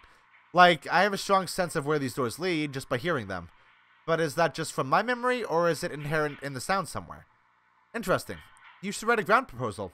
Oh, I wouldn't want to step on any toes. You know, university politics. Oh, here's another extended monitoring tape from the waiting room. This is a very strange scene. I like it a lot. Oh, Will's in there. Busy night. There he is again, sleeping. Where do I know him from? He's gonna drive me up the wall. Does he work at the university? Oh, that sounds familiar. Yeah, I think he might have worked there a long time ago. Maybe when I was an undergrad. Oh, the Paleolithic. I thought he looked a bit rugged. That's right, Jen. I went to college during the Stone Age. What was your major? Fire. I don't think he was a professor. Maybe staff? It's been so long. Sometimes I wish I'd just barreled through like you did, instead of taking time off before grad school. I'm sure it was the right thing to do at the time. Yeah. Or the only thing. I was such a mess. Did I ever tell you about that? My boyfriend died suddenly in my last year of college. Oh, poor thing. It's okay. It was a long time ago. But yeah, it really shook me up back then. He was studying astronomy. We were both really into experimental music. We took a few art classes together. That's so sad. Sorry, never mind. No, it's okay. That's the thing, actually. I mean, that's what shook me up about it. It was just this random accident that never should have happened. And so sudden, you never could have seen it coming.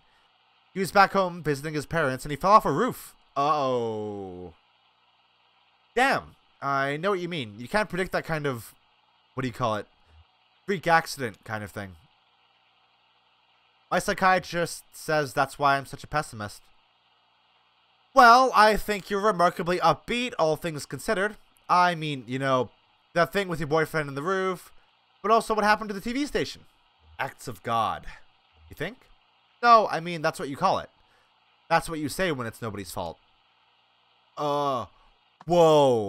Oh, you're tying stuff in. Weird.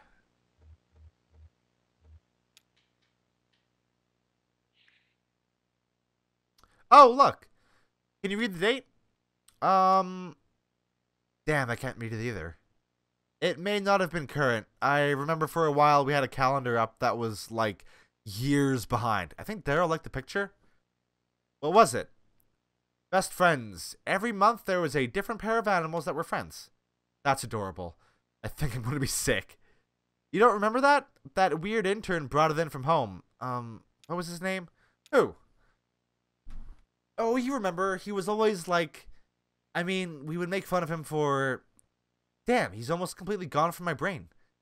So many interns coming and going then, I guess I didn't even bother remembering their names. I wonder who was working back when this was recorded. Is there a tape of the monitoring room? Yeah, here it is. Oh, before we check that out, did she flip the calendar forward or backward? Forward. Oh, weird. They usually flip it backward. Huh. I wonder if they would say that if I flipped it backward. Like, I wonder if they would say they usually flip it forward. What's Ezra doing? What is Ezra doing? He came in with us, but he's not really... There she goes. Wait, do you think... Did she follow them out?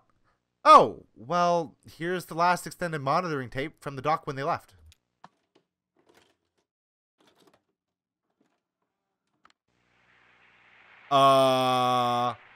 See? Told you he was one of those distillery guys. I guess you were right. These other guys came to pick him up for work, maybe? I don't like how they all hang out together. It's creepy. We hang out together and work together. Yeah, but it's not... They're like more than coworkers. I don't know. I just get this awful feeling whenever I see them. Like, I knew them once, but not anymore. Like when they make up a dead person to look like an old photograph of themselves. Sort of familiar, sort of strange. Familiar, but not too familiar. But not too not familiar. Yeah, exactly. There ought to be a word for that. Uncanny? Oh, they're gone. Bye, kitty.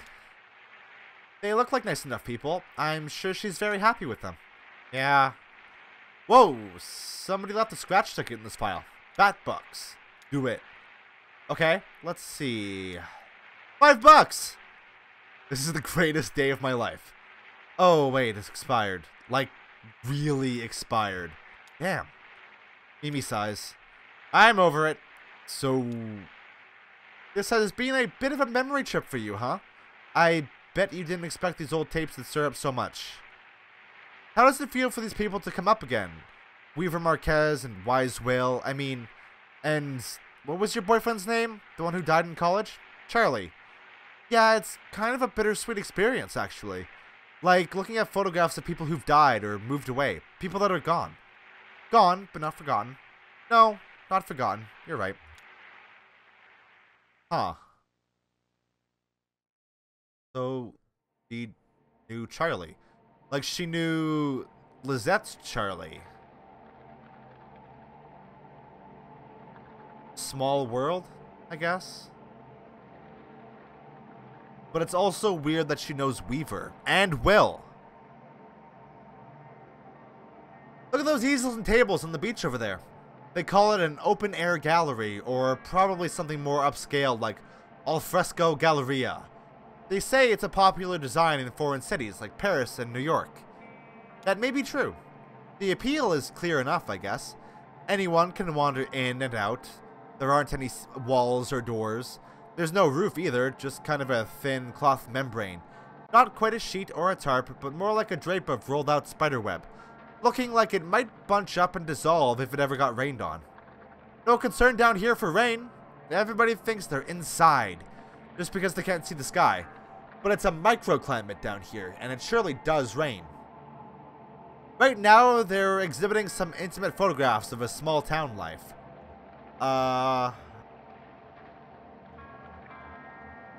There's one of a small girl playing in a puddle.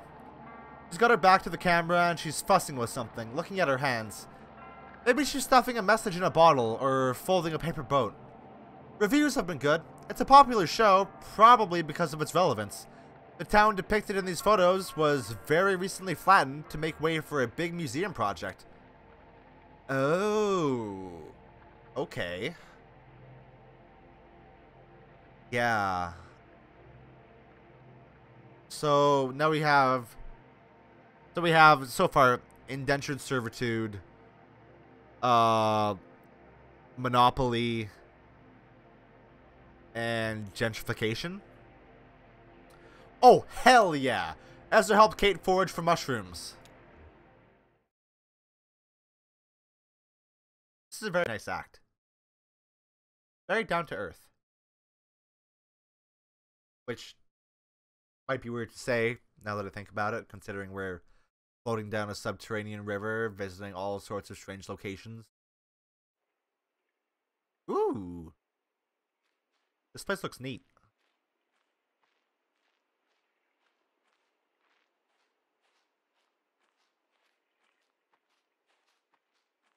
God, Kate's really cool. She's very cute. Look at all those mushrooms! Oh. She lit a second cigarette with the embers of the first one. She trembled, sweating a little under a heavy coat. It was warmer near the doors, but she was following directions. No smoking within 20 feet of hospital entrance.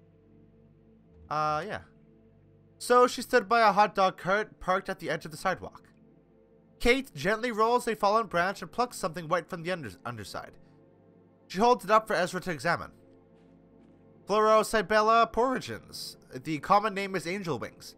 Isn't that pleasant? They have a delicate springy texture and they're tasty, like sweet moss. Would you like a bite? Okay. Ezra takes a small bite and ruminates. What do you think? It does taste like moss. Personally, I like to be able to tell where my food came from, by flavor alone. I like to taste my surroundings, I mean. It keeps me connected to the whole thing. My mushroom hunting mentor told me, it's useless to pretend to know mushrooms. They escape your erudition. The more you know them, the less sure you feel about identifying them. She taps the cover of the small red book she's carrying. That's why I always carry my favorite guidebook. Kate points to a small mushroom growing in the dirt. Oh, here's an important one to recognize, though. Look, see the sort of greenish pallor of the cap? Amanita phalloid. Phalloids? That's Greek. Amanita means mushroom, and phalloids means, never mind. It smells like honey. Yeah, it's sort of nauseating, though, right? Sickly sweet. Deathcap, that's the common name. It's killed a lot of people, this little mushroom, including a few Roman emperors. It's a revolutionary. Even the Buddha died from eating a mushroom when he was very old. That's just what they do. Clear away old things, make room for new things. Pretty important, right? I've always thought they deserved a little more respect. Would you like to help me look for a few more? I have sort of a shopping list. Great. Look for... Actually, just grab any mushrooms that catch your eye and throw them in this bag. Let me know when you're done and we'll see what you've got. And have fun! That's the second rule of mushroom hunting. The first rule is ask Kate before eating anything, okay?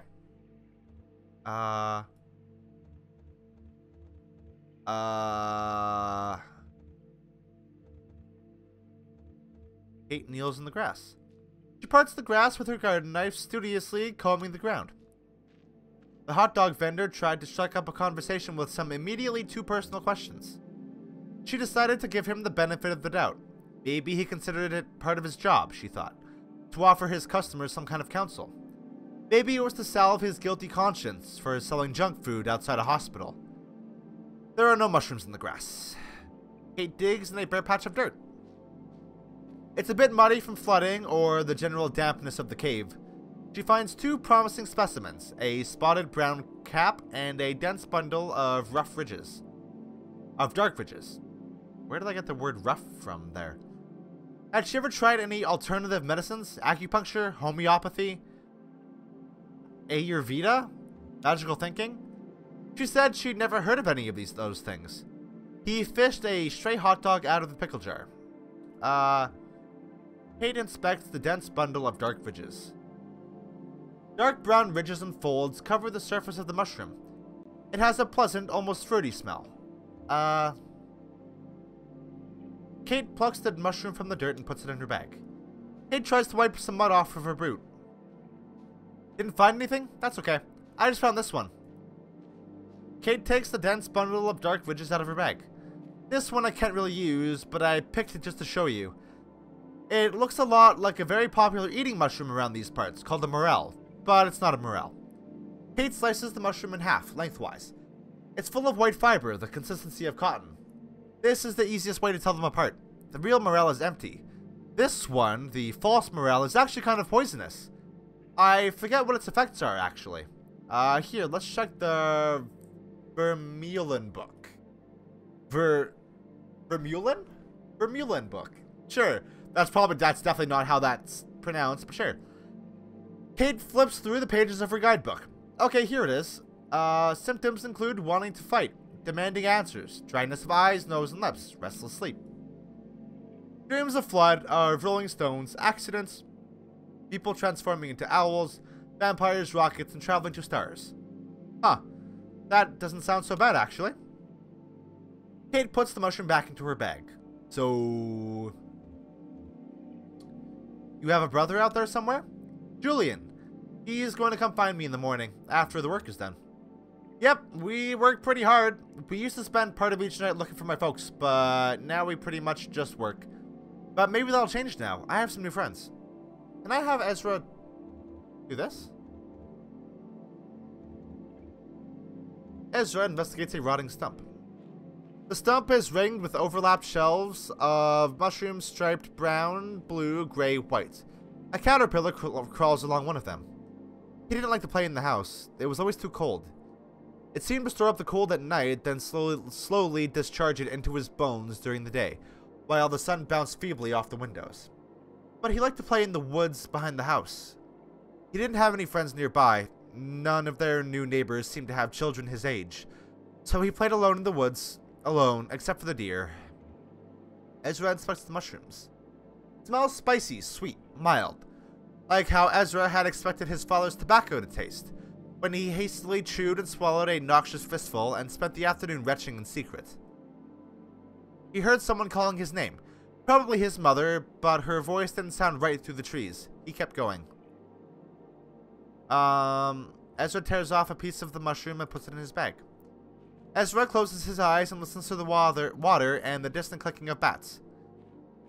He tripped on a protruding root and lay for a while in the mud, examining the pale upper branches of a sycamore tree, listening to the soft rumble of a faraway thunderstorm, then louder, closer, and his hair stood on end. And there was the bird.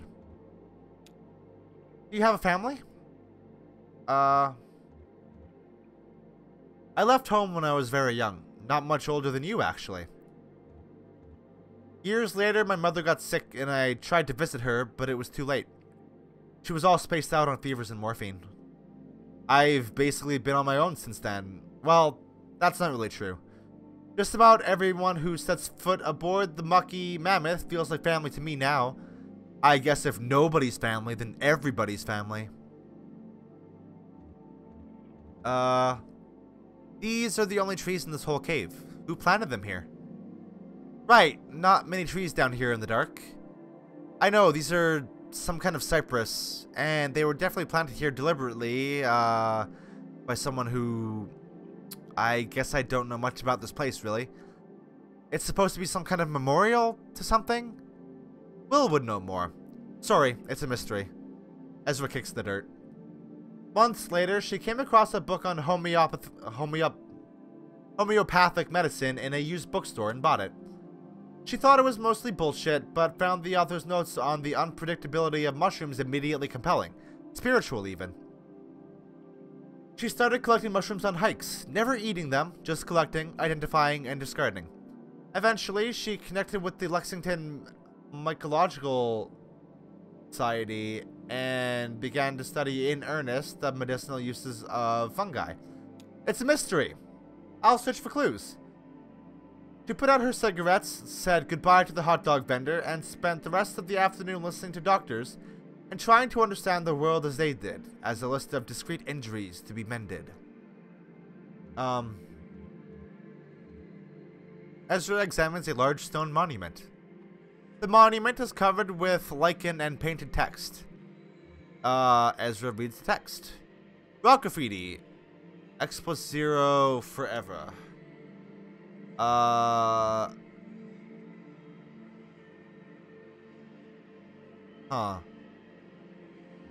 Ezra investigates a cypress tree. The tree smells spicy, oily. Ezra inspects the bark. A message is carved in the bark. OZY. Ezra inspects the contents of his pockets. Alright, what have you got? That stone face monument has X+O forever painted on it. Interesting. What do you think that means? Hog and kiss forever? Or that could be initials. Xavier and Olivia forever. Xerxes and Oliver. What do you think that monument is for? I'm not sure anyone remembers. Somebody carved OZY in that tree over there. What the fuck? Is that a mountain lion barge? Oh, huh. What do you think that means? It's part of somebody's name, or it's short for something. Observe 0 yaks. Old zebra yard. Ordinary zoologist yachts. Ordinary zoologist yachts? I don't know what that means. Yeah, it was a stretch. Well, Ezra, I can't say I know what that all adds up to. Like I said, I wish Will were here. He'd have some local history for us. We can ask him back on the boat. Kate and Ezra look up at an old battleship drifting by. Oh, there it is. The Iron Pariah. Don't worry, it's just passing by. I don't know much about it firsthand, but I've heard things. I've heard it was in the Civil War. I guess they had boats full of soldiers and supplies going up and down the Ohio River. And they fought on the river, like boat to boat, with cannons or something, I guess. Machine guns? I'm no military historian, as you can probably tell. Anyway, I guess this one just got lost and somehow ended up all the way down here. Maybe it slipped into a cave up north. They're all connected underground. There's another version of the story where it didn't get lost. It was full of deserters. They came down here to hide. Maybe that's why it's a pariah. Supposedly, there's nobody even aboard. No people, I mean. There must be something on there. Life is everywhere. Rats, insects, some kind of hardy mold. Part of it could be flooded and hosts some of the eyeless fish that live in the echo. Hey, maybe there are some mushrooms growing in there. Slowly consuming military rations from over 100 years ago. More mysteries. They do pile up over time, as people forget the details. Thanks for taking me mushroom picking. Mushroom hunting. You can pick apples because they're right out there in the open. Mushrooms hide. You have to hunt for them. Ezra's parents shook him awake. They seemed alarmed, but not immediately concerned. They led him back to the house, past the house into the car. Dad said they were going to stay at the bus station for a while, the one with the little arcade, with the card game he liked. Dad watched him closely in the rearview mirror, expecting Ezra to be excited, or confused, or scared. But he didn't feel anything. He hardly seemed to hear. In fact, he felt like he was observing the family car from a distance, from far above, from the clouds. Huh. Okay. What a weird scene. Time to go. I like how these acts are getting longer as they go on. Then again, I guess the first two acts were like roughly the same length, right? So maybe they're just... Maybe I'm just bad at video games. See that rough circle of rocky protrusions near the shore? It's more intricate than it looks. More than 2/3 of it is actually underwater. I haven't seen it myself, but listen to this. It's man-made, and the rocks weren't placed according to their size, so what's visible is a more or less uniformly random selection of the overall shape. It looks like it might be a spiral, all told, or maybe some kind of meditative labyrinth. At the head of it is a petrified oak stump. That was moved here from above ground, of course, decades ago. That's where the ceremony took place. The Locks were married there. Many frail-tongued observers said they should just go with Lock or Luck, or split the difference with Look, or even Lick, or really anything else. But it was never going to happen.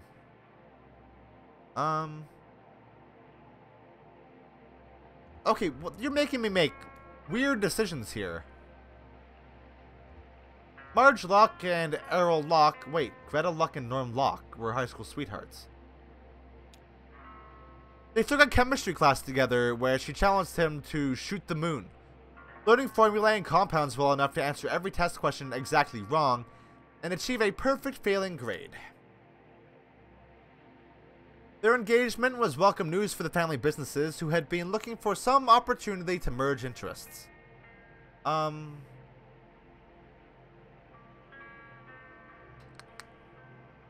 The Locks ran a busy printing press, and the Lucks managed a fleet of bicycle couriers.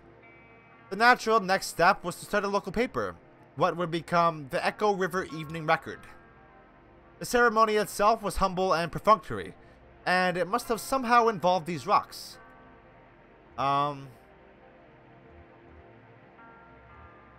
Maybe they walked around them in a spiral, like a symbol of their ever-tightening bond.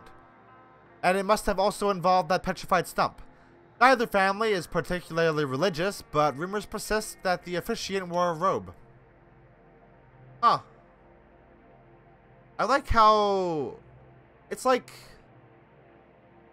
This story is almost an exercise in improv storytelling, where you have the option to craft the narrative that you prefer from like a selection of options, you know? I find that really interesting.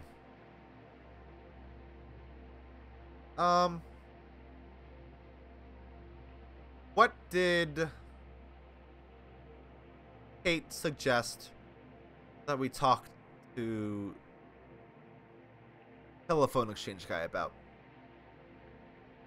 WEVP? Yeah. That seems related to Weaver, right? And that Mimi chick did say Weaver worked there a long time ago. Maybe she worked there at the time that this is taking place? Or after? Or before? I mean, the concept of time is pretty finicky here at best, I guess. Thanks again for your help. This is about as far as the tugboat can go. You know, noise and lights disturb the bats. I usually send Will, but I thought you'd like the chance to meet Dashiell. He's the guy who worked at the TV station, WEVP. So you'll pass through the Bat Sanctuary, which is really nice, by the way. Be sure to check out all the plaques and stuff for, cool bat facts. Plenty of time. Anyway, the Echo River Central Exchange, or, excuse me, Consolidated Auxiliary Switch number 30, they changed the name when the power company took over. Anyway, it's just on the other side of the Bat Sanctuary. This package is going to Poppy. She's an operator. The operator. We'll meet you on the other side of Sam and Ida's for our scheduled early breakfast stop. Just follow the river. Can't miss it. Oh, I almost forgot. You may or may not be interested. There's this kind of weird memorial sculpture on your way in, just before the Bat Sanctuary. I always recommend people at least stop and take a look at it. It's really, sort of, I don't know how to say it. You should check it out. Okay, bye! I like Kate a lot. I like Kate a lot. Oh, we got Homer with us! Fuck yeah. Are we just going?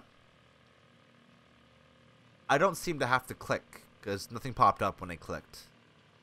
So I guess we just go.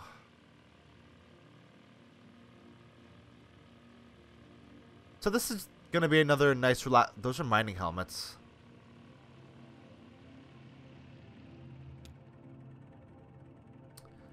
We claim these helmets in the names of the folks who wore them, and we place them here in their memory, but also as a spit in the greedy green eye of the power company, who bought up our old mine and traded our brothers and sisters' safety for a little more yield, but only yielded 28 good men and women dead when the walls collapsed and the tunnels filled with water. Their lungs were black, but now they're washed clean and full of water, too, and swept through hidden tunnels into some awful cave we never will find, and so we guess the water buried them for us, so let this here be the marker for their grave. And if any son of a bitch for that power company wants to take back these helmets as a company property, just you try it and see what will happen. Hey, Elkhorn. That's where the mine we met in. That's the mine we met in. Where your folks, worked. Looks like it's been here for a while. I sure as hell wouldn't mess with it. Just, you think whoever wrote it is still that angry? Sure, angry. Mainly just hurt. Yeah. Everybody's got their own way, I guess. This probably stirs up... I mean... How do you...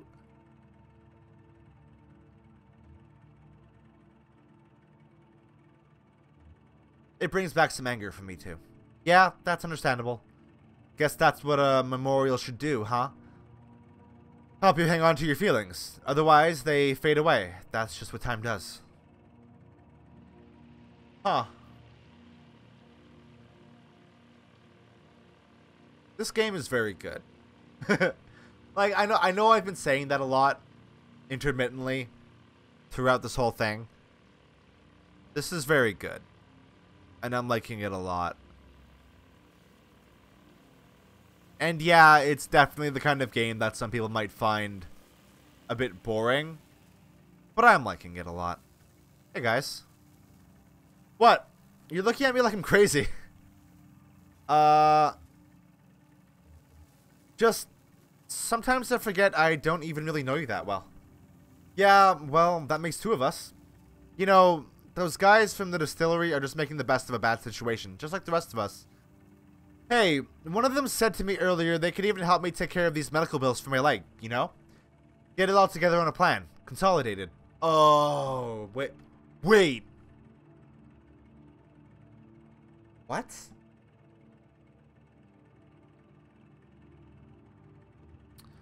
Hey, if we can find her, maybe Weaver could get you out of this thing with the distillery? She has some experience with them.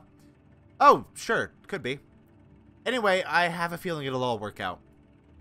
Even for me? Hey, why not? Seems like we're getting pretty close to finding your cousin, right? And besides that, you're young and smart. Plenty of time to bounce back from... whatever. Listen, that old truck I've been driving belonged to my boss, Ira, Lizette's husband.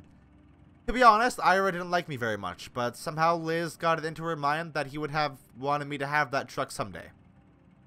Maybe to make up for all the yelling he did, or maybe so his ghost could hold it over me. Just one more thing to feel like I owed him for. Anyway, they got their own trucks at the distillery, and now that the antique shop is closing up, I've got no use for that old truck. I was thinking you could take it. Sure, I could keep an eye on it for you until you get straightened out. Sure, okay. Sounds good. I I don't think Conway is expecting to get this straightened out. Just a guess. Visitors to the Echo River split-nosed brown bat artificial hibernaculum and sanctuary are asked to take extra precautions in order to prevent the introduction of foreign fungal contaminants and the spread of white nose syndrome. Is white nose syndrome a real thing? I thought... Huh.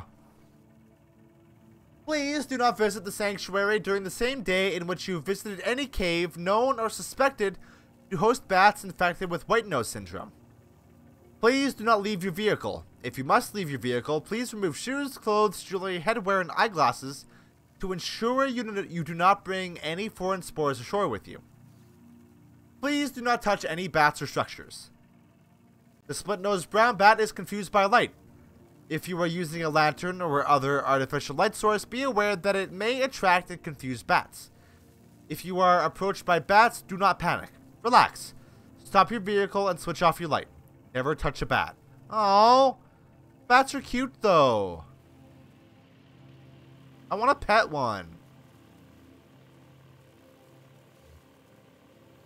Are we actually, like, gonna have to do that? Is the game expecting us to do that? I definitely hear them. Bat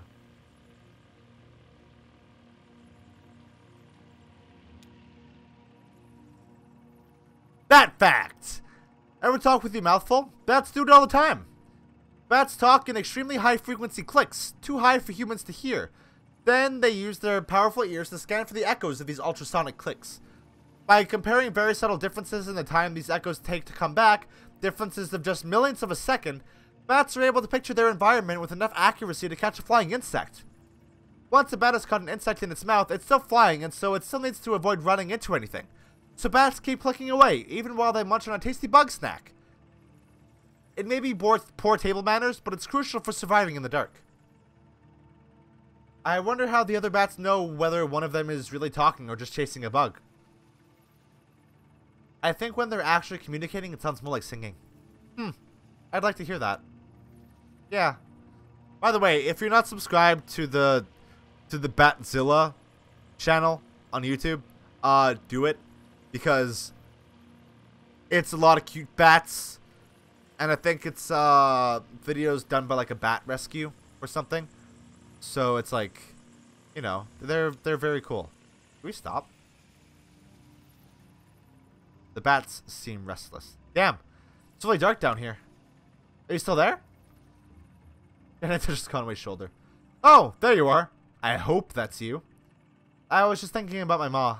I guess because we were talking about your folks a minute ago. To be honest with you, I don't think about her that often. Your cousin brought her up earlier, and she's just been on my mind. It's good your folks have a memorial. A lot of people... Nobody remembers them when they're gone. You mean, like your ma? Oh, no. She would have hated that. I don't know what I mean. Oh. Bat fact! The split-nosed brown bat's natural diet mostly consists of moths and other small insects that breed along the river. Here, at the artificial hibernaculum and sanctuary, we use a combination of chemical snares and ultrasonic wars to repel all potentially contaminant-bearing insects, and replace them with our own locally bred and spawned hypoallergenic antiseptic pseudomoths, which we call the little gray nothing moth. You may be thinking that the other moths and insects the split-nosed brown bat would have been eating are very much relieved that their natural predator has found another food source. Not so. We've installed netting and highly effective moth traps along the river where the split-nosed brown bat normally hunts to balance their escape from the food chain. But eating moths isn't the only systemic contribution these bats make. They also produce a potent fertilizer in the form of guano that helps plant life thrive along the Echo River, the shore of Lake Leth. In order to minimize the sanctuary's impact on subterranean agriculture, we collect that precious guano here at the hibernaculum and manually distribute throughout the caves. It's a full-time job. Sounds like a lot of work. I wonder how the bats would feel about their guano being taken like that. Maybe it's better they don't know. Like bat plumbing. I mean, I never think about where it goes, do you? It kind of bothers me. Like they're tricking the bats? Yeah. In this case, I think it's about survival. I mean, if that's the bottom line, what's the difference? Like the folks in the mine. You said they used to buy stuff. Fans, canaries, all those little trinkets to make it bearable. There's still a lot of stuff down there. It feels cluttered, but human. I just mean, all people need is enough to pretend we're home, and we can make it anywhere. Sure, people can, but what about bats? Huh. Maybe we'll have to teach them. Hell, what am I saying? I know about 100% more on the subject of bats now than I did when we came down here. Aw. I really like... Okay. We're gonna be getting to a point where I'm just, like, gushing about the game a little bit. I really like that the game is, like, almost wholly focused on, like, dialogue. Like, even when the game's, like, telling a story out of the context of the specific narrative, it's told within the context of a person within the context of the game telling a story, and I think that's really cool. Better hang on a minute. It feels like there's one kind of hovering right over me. They don't really hover, though, do they? I mean, how could they? I guess a lightning bug will hover by beating its wings really fast. Maybe they can do that, too. I used to watch lightning bugs in the evening, out at the edge of the woods. Lizette's kid, Charlie, he loved them. You know, he ended up going to college and studying astronomy, yep. And I like to think he got his love for stars from those nights watching bugs. Anyway, me and Charlie, sometimes we try to see one of them up close. You lay in the grass and you have to be totally still for a while. Like one of those wax sculptures. Don't even breathe, like this. Oh, you can't see me. I was doing the watching lightning bugs in the grass face. Feels like we're talking on the phone or something. Hey, who were you talking to earlier? When we met in the mine, you were on the phone with someone. I forgot about that. My ex. Alejandra. She has kids now, so we don't talk as much. I was just venting on the phone about my landlord situation. She was very patient, but I could tell she had no idea what I was talking about. It gets harder and harder to reconnect. Yeah, I know that's true. Huh. These scenes are so good.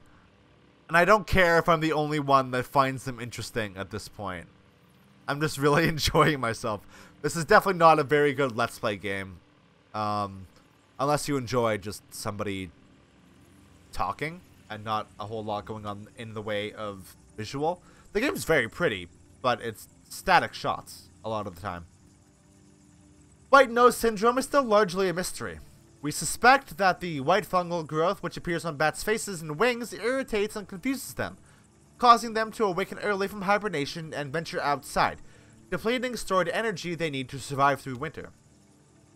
But biologists are nowhere near curing the disease. It spreads quickly and it is highly fatal. In this way, white nose syndrome has drawn some comparisons to colony collapse disorder, as suffered by bees. White nose syndrome and colony collapse disorder are sudden, violent, and mysterious. Will honeybees and split-nosed brown bat be two more lost species wiped out in a geological blink and forgotten to natural history? It's possible that a cure won't be identified in time, so the sanctity of this artificial hibernaculum is our best hope of preserving them. As you leave the Echo River split-nosed brown bat hibernaculum and sanctuary, please make sure your vehicle and clothing are free of hitchhikers. Oh, I want a bat friend so bad! I hope we get a bat friend. Oh, they're not feeling it right now. They're not super happy that we're here. Lizette's sick. I mean, she's old. We're both old. Hell, you're about the youngest person I know right now. Oh, and the kid. Maybe Homer, by a people calendar. In dog years, though, I bet he has us all beat. So I'm old, too. Sure, and I forget stuff all the time. Especially if I had a few and my brain is swimming. But I mean, Liz... It's all going away. She is losing words you'd never think you'd lose. Not just like the streets she grew up on, but the names of colors and types of furniture, or I mean, even the word furniture. She'd say, we've still got a few nice pieces in the, what's that I call the shed? Where we put the bigger pieces, beds and couches and I'd say, oh, Liz, why do you keep teasing me about that time I fell asleep in the furniture shed? When it's so damn comfortable in there. I tried to help her keep some dignity, you know? That's all I had to offer at the end. She has a sister in Nashville who will take good care of her. And now that I'm not around the shop all the time, what was that old guy's name? He used to make deliveries for the shop. He smells like leather. Ira was always yelling at him, too drunk to work on the day he could have been in the right place at the right time.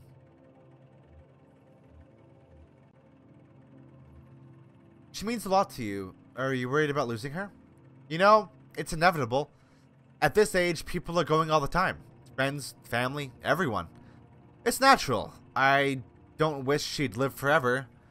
Just that she keeps some dignity as she goes. I think that's the best we can wish for anyone we care about. Okay, I think the bats are clearing out.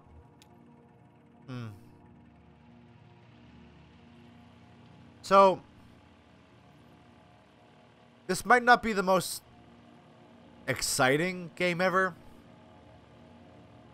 but I think it's very special and important. And I know we're probably reaching the end of this act. So, the further we get into this, the more excited I get for Act 5. Because I know that's probably going to top off how special and important this thing is, you know? Because this game, like, it's not making me think necessarily.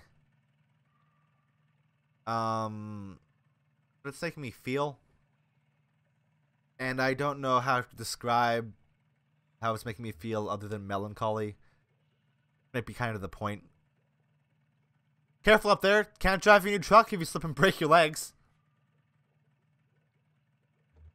You too. Try not to make any more bad deals while I'm gone. I'll just be floating along down here. I just mean keep your eyes open and don't look back. Alright. What a weird thing to say. Hey, Dashiell. You're a lot older than I expected.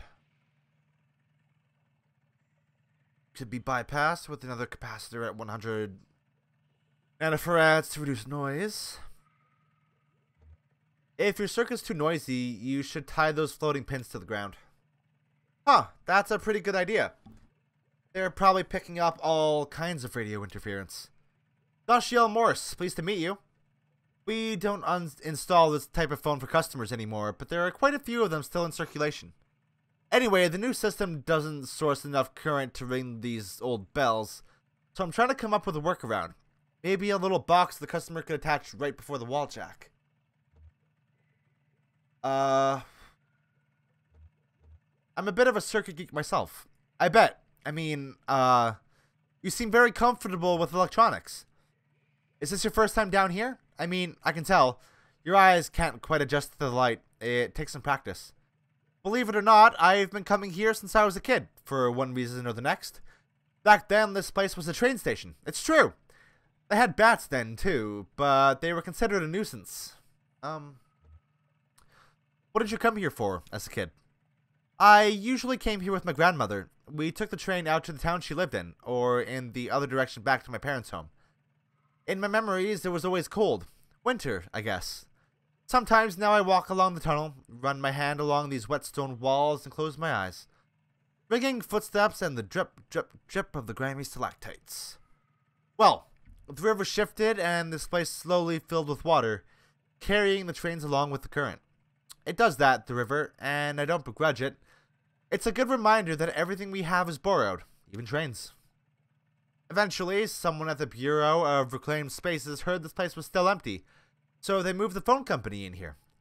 I returned here as a young lineman, a skill I picked up in wartime. running telephone wires behind enemy lines. We used trees instead of poles. I missed that, actually. They were easier to climb. It's just as well, I'm in no shape to be climbing anything these days. The closest I get is patching up the wiring in the crystal room for the WEVP folks.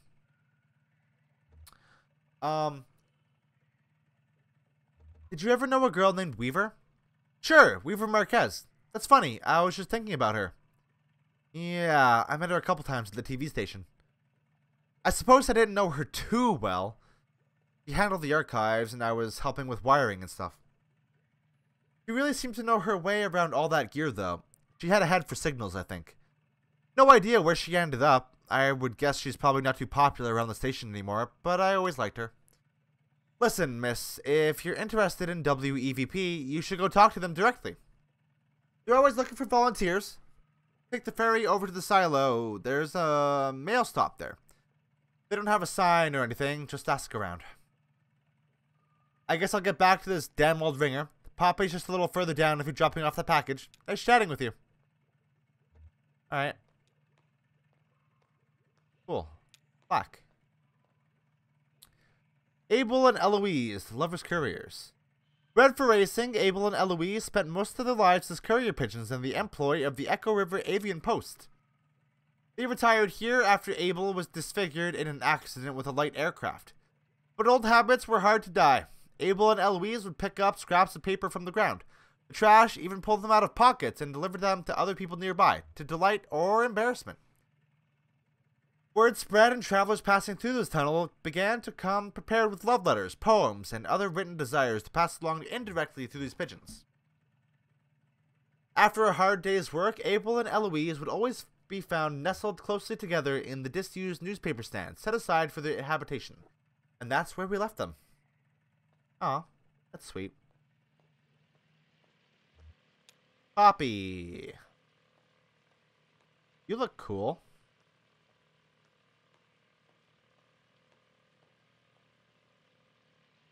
Just set it right over there by the lamp, sweetie, thanks. Actually, just a minute.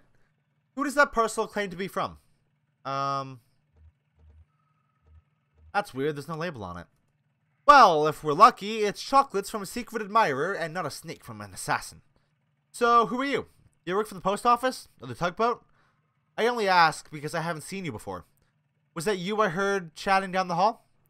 Yeah, I just met Dashiell. He's been working on that obsolete ringer, hasn't he? Poor Dashiell. You know, he's not really... He was let go a while back. A long while, actually. When they started restructuring, he was one of the first to go. But he talked them into letting him come every day and fiddle with some interminable project. He says it's to keep a long gap from growing his resume, but I think he just has nothing better to do. One of those old men who needs to work, you know? Doesn't know how to be any other way. Well, there are no real jobs here, but there are fake jobs, I guess. It wasn't always like this. When I came to work at the Echo River Central Exchange, there were 12 of us. Loretta, Edna, Meg, Kara, Marie, Louise, Liz, Hester, Angie, Wilma, Connie. I was number 12, Loretta. Connie and I were hired on the same day, but she showed up early.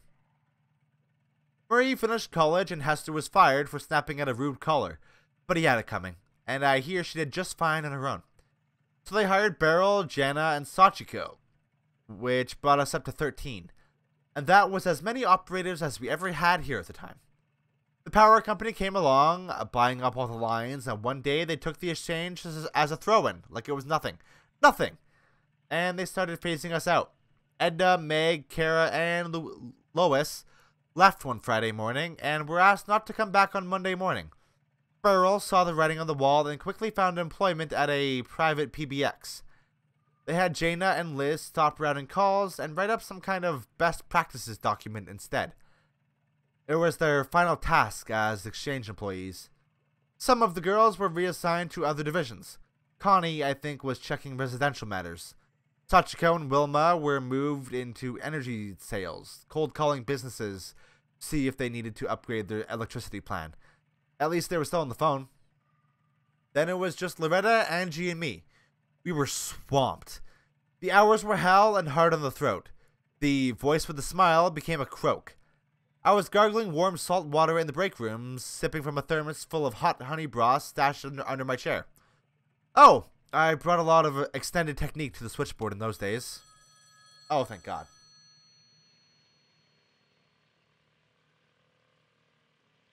Sounded pretty good to me. Yeah, I'm impressed. So, where was I? Hot honey broth and warm salt water. Right. And a healthy dose of slippery elm. I got that one from Kate.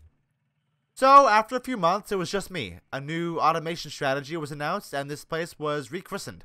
Consolidated Auxiliary Switch number 30.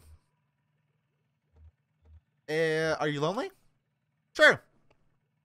This place feels different when it's empty, cold to the touch. And, you know, it really is all about touch here. Sound is a vibration, a touch you feel in your ear. So my voice is my touch.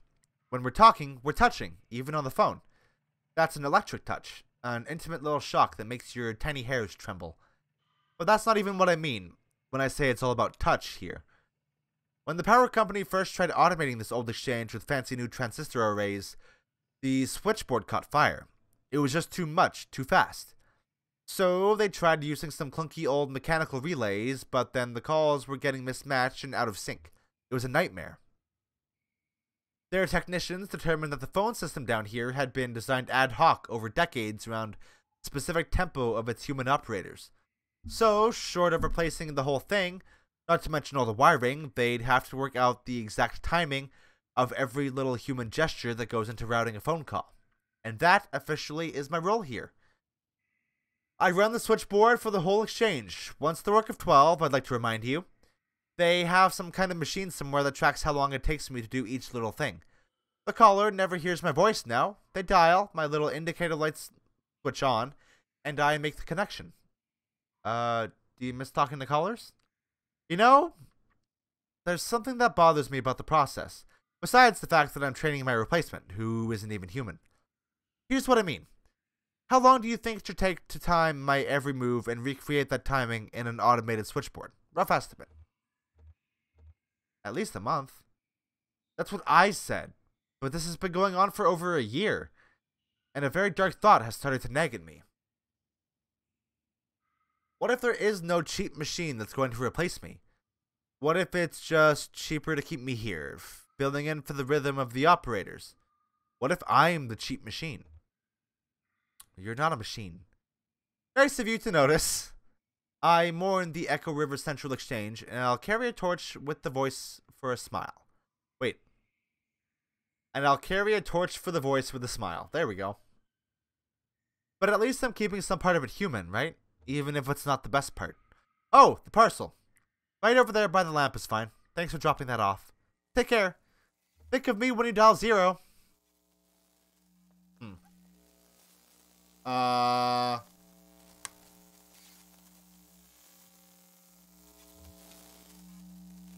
What does the skull do? What's going on? Well, they're definitely taking Conway. That's for fucking sure. And that's the end of Act 4, right? I can only assume. We've been going for almost 2.5 hours, so I can only assume that this is the end of Act 4.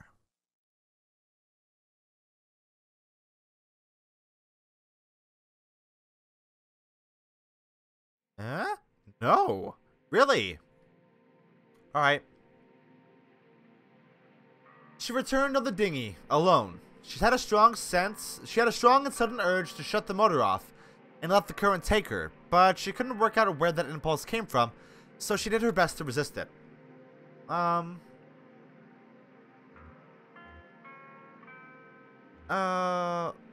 She met a guitar player pedaling a floating bicycle with his dog in tow. He said they took turns.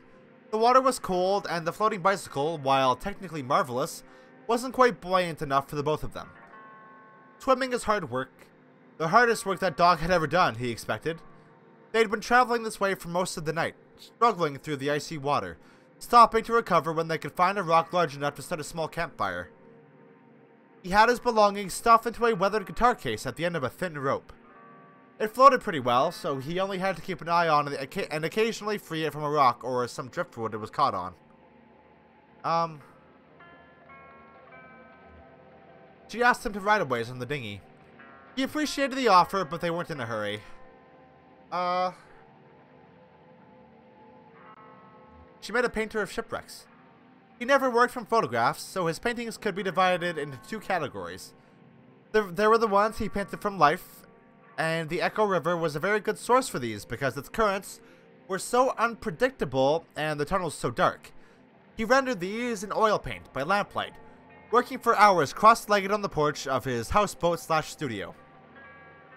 Then there were the ones he painted from memory, mostly the memory of a single wreck he encountered as a much younger man, picking up litter where the coastal highway cleaves to the rocky beaches of Northern California. These were done in watercolor.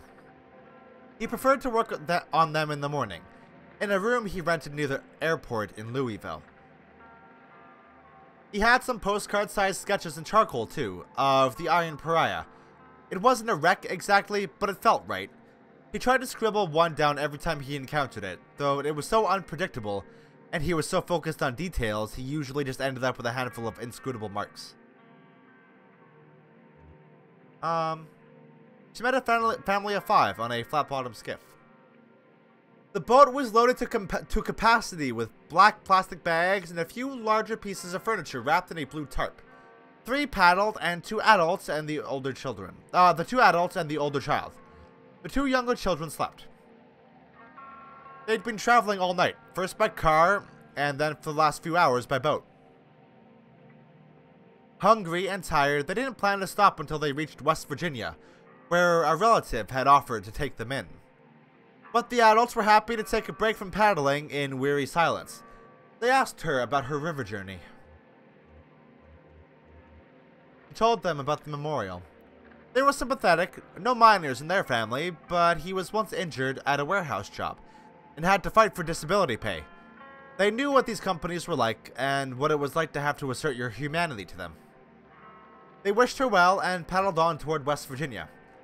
She gave in, shut off the motor, and floated for a while. Then she knew what she'd been craving. A moment of silence.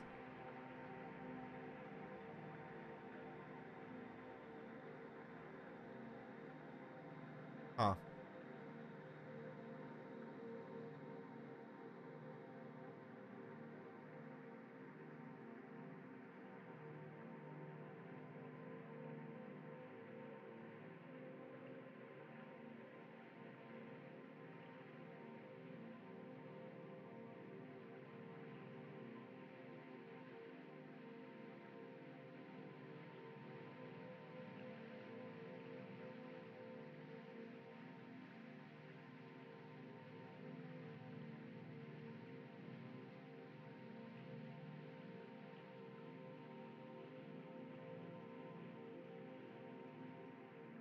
I wanted to actually do a moment of silence there. It felt appropriate.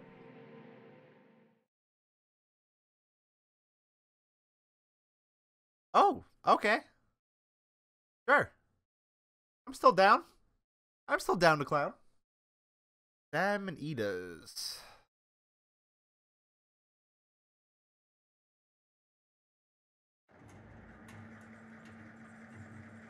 What up?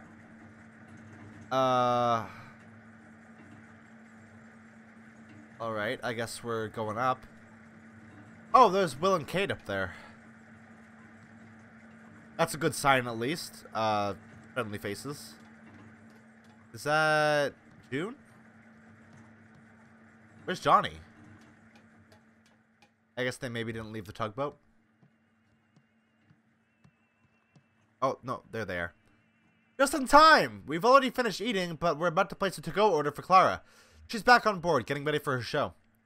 Take a look at the menu. I'm sure there's something you'll like. Ida is a bit of a local celebrity. For her cooking, I mean.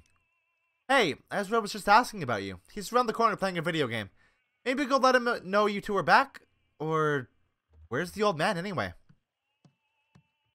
That's not a video game, that's a claw machine. Those are two completely different things. Oh, bad luck. You'll get it next time. Hey, got a quarter? He's almost got this. It's true. Sure, I have 1 quarter. Thank you. So, where's... They took him. Damn. Yeah, he really got himself in a situation there. Yeah, I'm gonna go sit down. Cool. The food is good here. I think everyone else is finishing up, but you could probably get something to go. Alright, Claw Maestro, let's give it another shot. So, let's see what's at the top of the pile here. There's a stuffed octopus, a plastic bag full of clamshells, a cowboy hat, and some big headphones. That octopus has a leg wrapped around the boombox underneath it. The shells are pretty clear, but I don't know if the claw can really grab the bag well. The cowboy hat is in the corner, so it's kind of tricky to tell if it's wedged in or not. These headphones might be a good bet, but I can't see the cord. It could be wrapped around something. What are you going to try for? I'll try to get the headphones. Good call. I think that's our best bet. Okay, when I put this quarter in, you'll have about 8 seconds to grab your prize. The headphones are on the right, pretty close to the middle. Let me know if you need help lining it up. I've got a slightly different view of the field from up here. Ready? Here we go. Johnny inserts the coin and the machine awakens. 8. 7. Look right. Too far to the left, you need to push it back further.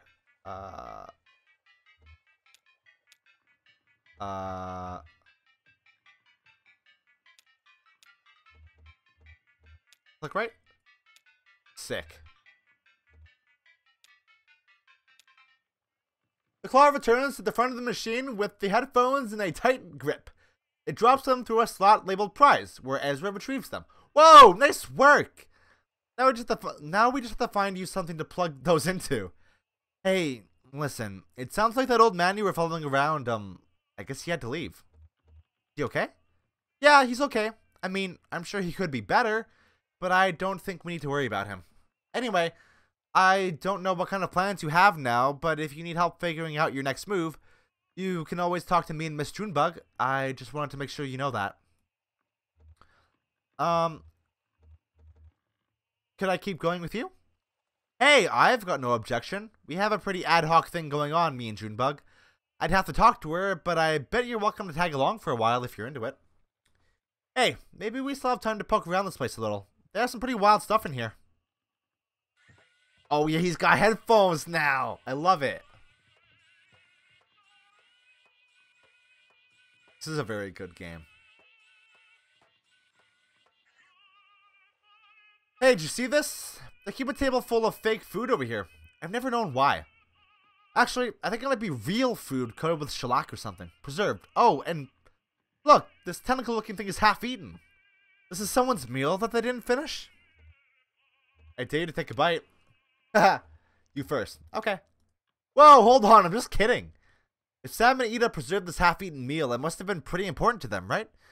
Maybe it belonged to someone they care about, like a beloved uncle had a mid-meal stroke, so they kept it in his memory. Yeah, like these sunflower seeds my folks left behind. Oh, I'm sure your folks are fine, though. Are you worried about them?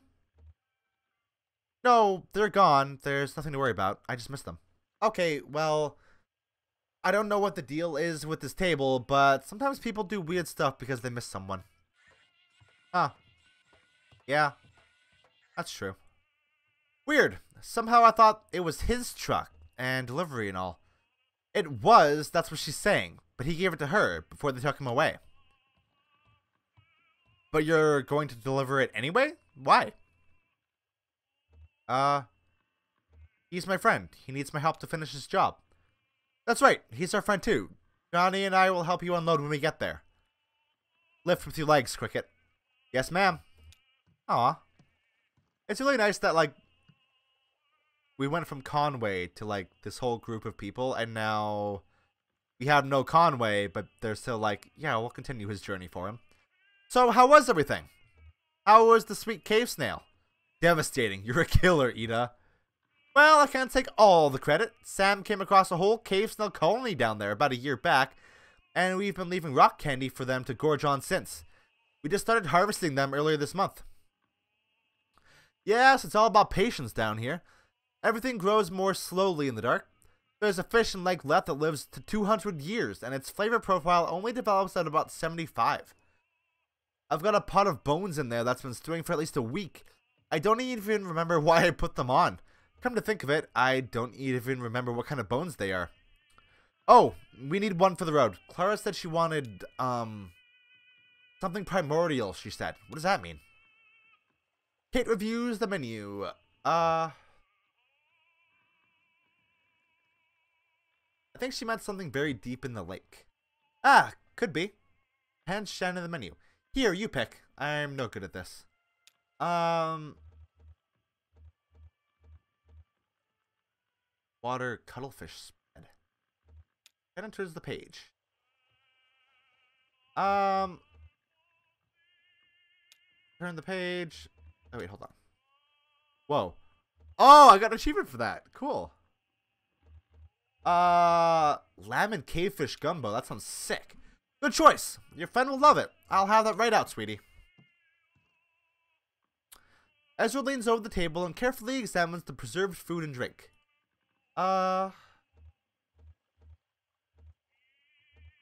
He prods a half-eaten tentacle.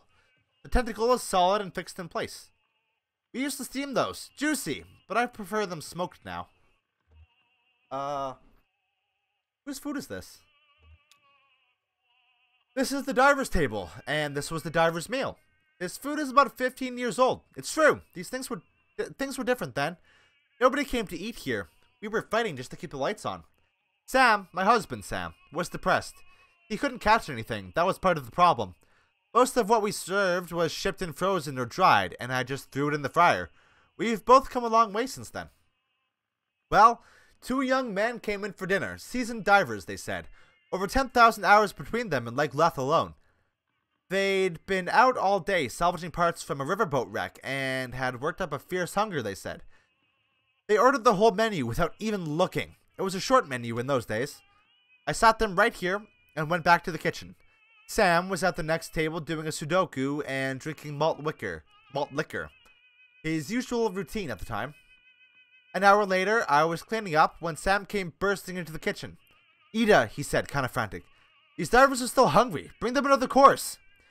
And I said they already ordered the whole menu. Sam said, make something new. Keep making up dishes, whatever. Just keep bringing out food. So I did until the small hours of the morning. I made up so many new dishes that night, I could write a book. And it was good. Inspired. But I was working so hot and fast at the burning edge of inspiration, I didn't think to write any of it down. And I was so wrecked with exhaustion the next day, I knew I couldn't remember all I'd done in the kitchen. Sam thought we could take a photograph of the leftovers, but we couldn't get the lighting right. So we just shellacked the whole table. Now, when I need inspiration for the menu, I come and look here and think about all those ingenious dishes I threw together for those divers. Of course, they didn't pay their full bill. I heard one of them complaining to the other, let's just pay half and let them charge the other half to whatever demon in the kitchen kept making up food faster than we could ask for it. But it all worked out. Things have really turned around since then. This place is actually pretty popular now. The success and our expanded menu inspired Sam too. He started bringing back the most magnificent ingredients from his nightly dives. I'd better get to work. Stay here, sweetie, and I'll bring you a treat on my way back out. Aw, Ida seems like a sweetheart.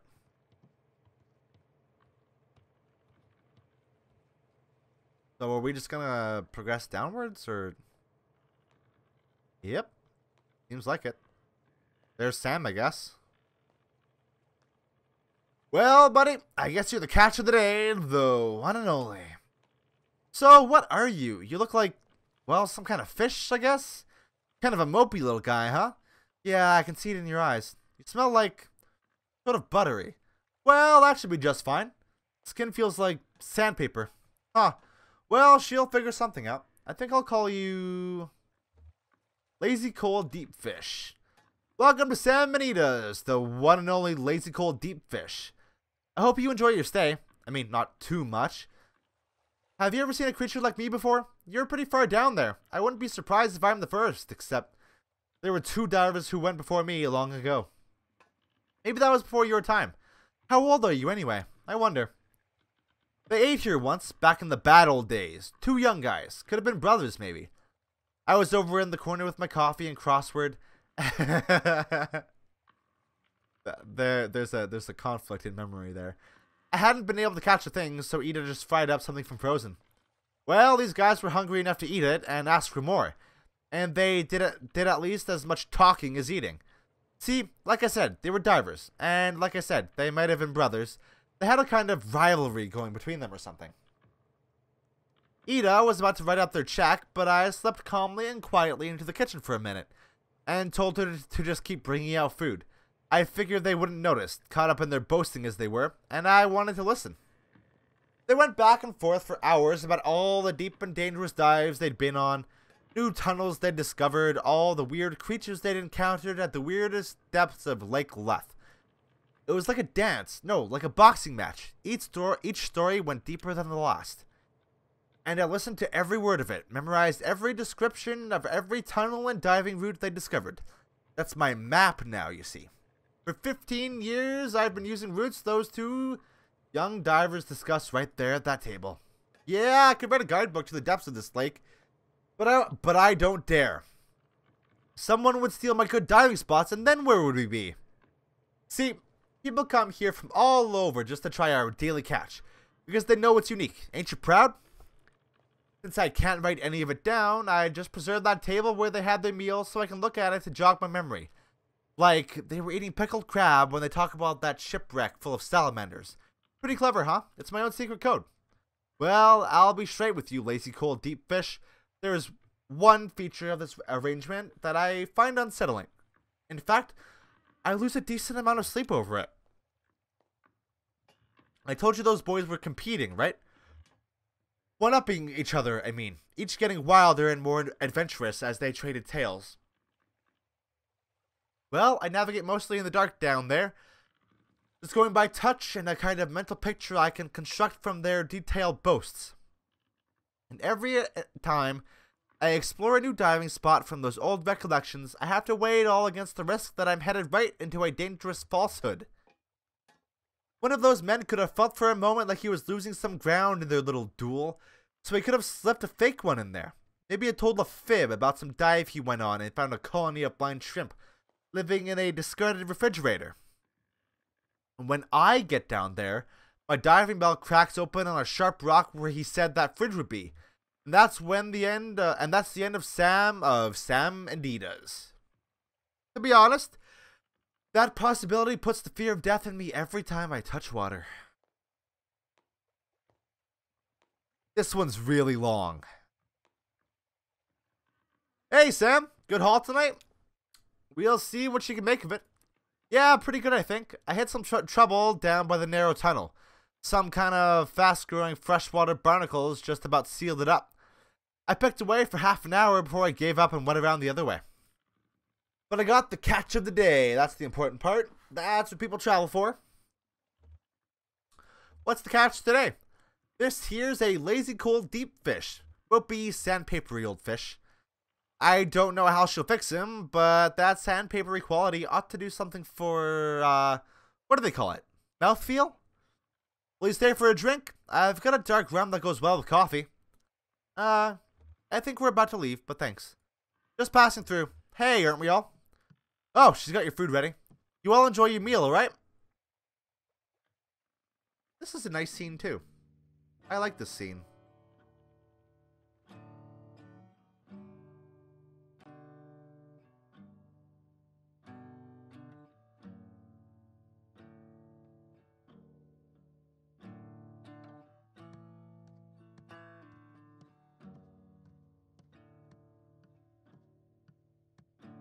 This world is not my home.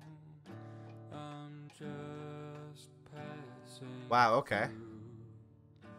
My treasures and my Are these... Who are these guys? Like... They obviously seem weird. But they just kinda... I guess they're just some dudes who travel and play music, huh?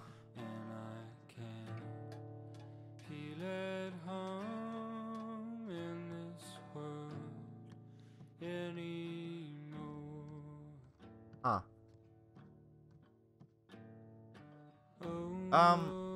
She listens to the river. I have no And then she returns to the tugboat. like you. If Oh, I didn't think that would cut off the song.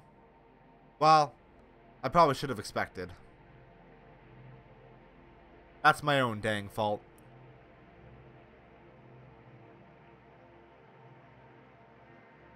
See that? Just looks like a swirling mess of garbage, doesn't it? Well, that's what it is. I don't know why trash seems to collect right there of all the spots on the lake. It's always that way. Everyone just navigates around it like it was an island or something.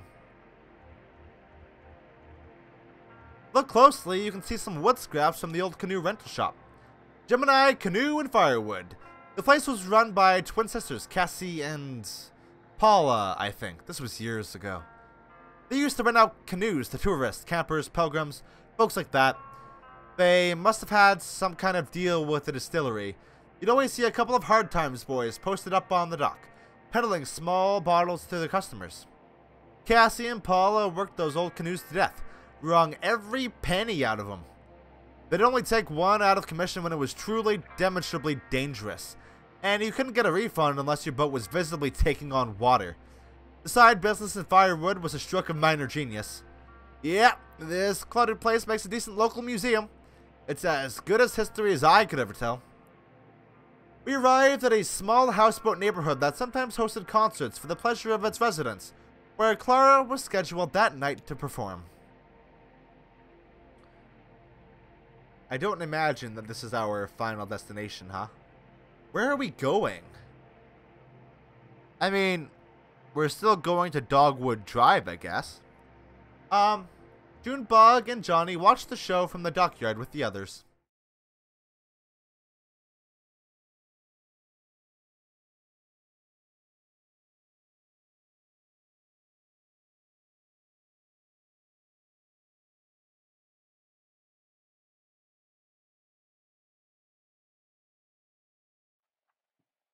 Oh. He's playing on the tugboat.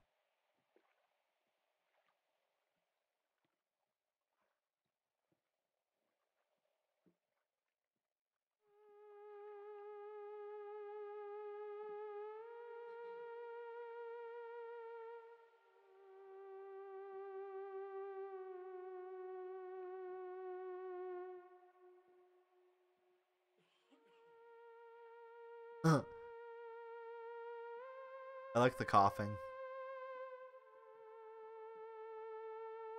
Oh. Huh? I remember this. I told you... Yeah, you don't have to say it. Only because it's always true. She played at the flower shop.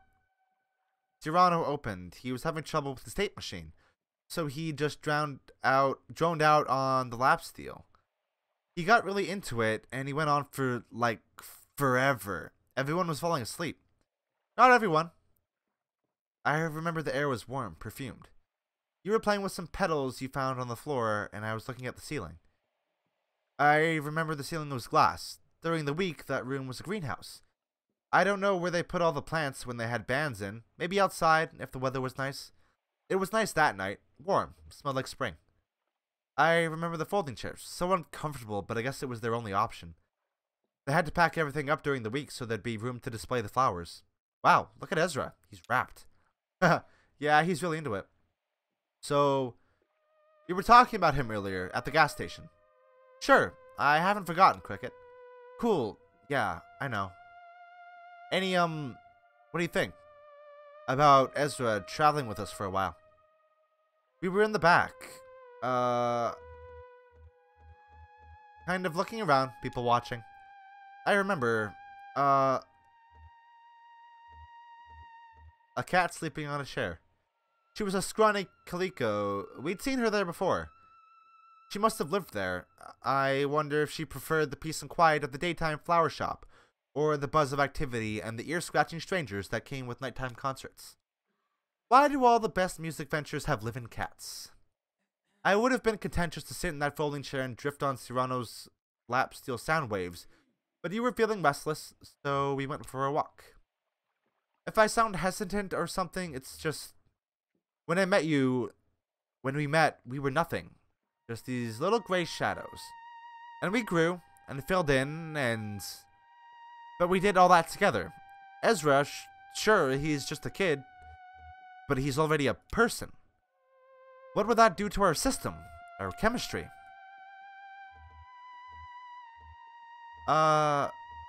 We stepped outside into the warm night air. There was a horse tied up in the parking lot. You wanted to go find him some food. We wandered between some low houses and came out onto an empty street. Hey, I got the masters for the new record back from Lazar. They're okay, but What? You listened to them without me? You were at the arcade. I didn't want to throw off your pinball game. Oh, okay. Anyway, there are a few spots where the strings distorted a little, and the whole thing has way too much reverb, but overall it sounds pretty good. The new drum machine fits right into the mix. Nice. The only question is how to do it live.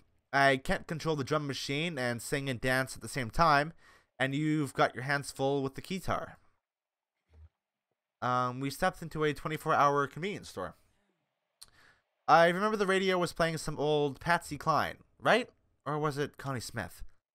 The clerk was reading one of those conspiracy/celebrity gossip/Bigfoot sighting newspapers.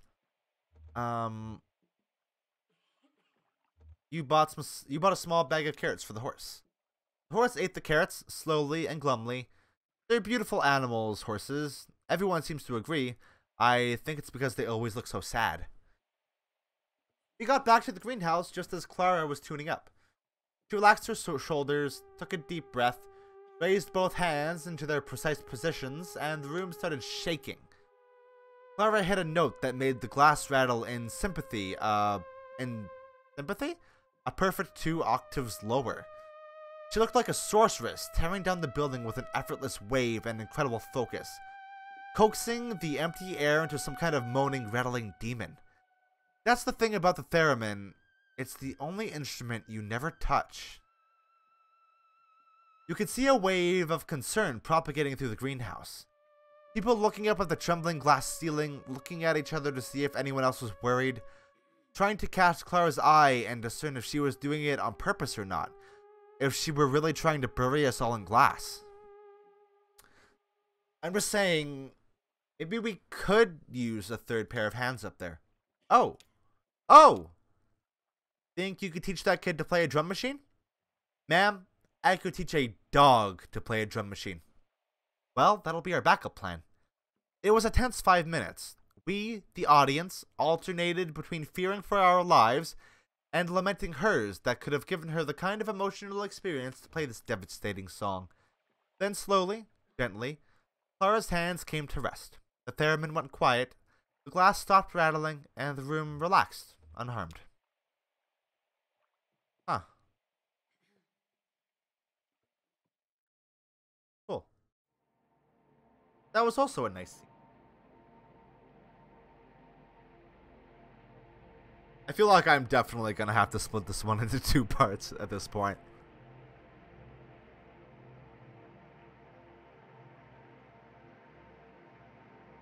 I met a photographer once. I mean, one in particular. She even took my portrait. I can't imagine why. She said it would immortalize me. That was a metaphor, of course. She meant I'd never be forgotten. As she was disembarking, not far from here, actually, the film fell out of her bag and was borne away by the current. I was working on deck at the time. She shot me a sad, apologetic glance, but I wasn't bothered. It's no shame to be forgotten.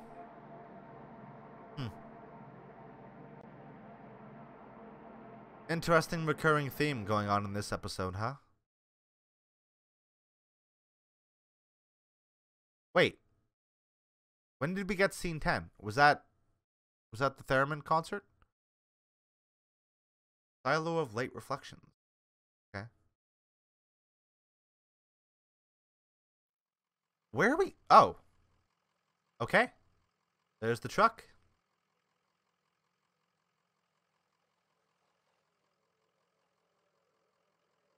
What's this place like?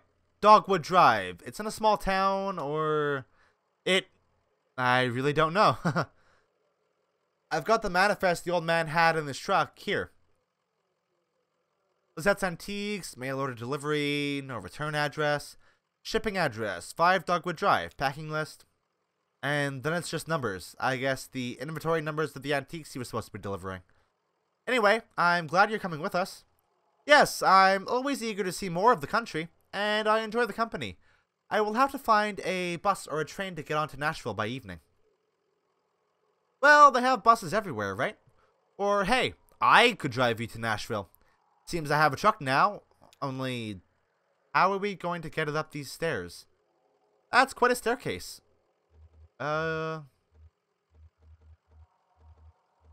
Is there another route? Tunnel or something? No way out but up. I guess we could wait for the mammoth to come back around and take us a little further down, but that won't be until late afternoon. Looks like we're making the rest of this trip on foot. I don't even know what's in there. What if it's too much to carry? Nah, we've been unloading and unloading gear since the stars were young. We're our own roadies, right? We've got expertise. Alright, Cricket, let's get this delivery packed and tied into bundles. We're hiking it upstairs. What's in there? Antiques, I guess. Antiques. Yeah, antiques are like junk, but people will pay for it. Oh! Sorry, I guess you'll be taking the bus after all. It's okay. It will be an adventure. Shannon sighs and stretches. Tired? Don't worry, lady. We're almost there. And, yeah, there we go. End of Act 4. So, no more truck, I guess. That's a shame. Oh, that cat did come with us. I like that. So do we just have a cat on board our truck now? Oh, I guess we don't have a truck anymore. So wait, the cats are just with us now? Love Homer? I didn't see Homer there. Where's Homer? Huh. Alright. Cool. I'm gonna end this right here. So I go into Act 5 tomorrow, completely blind.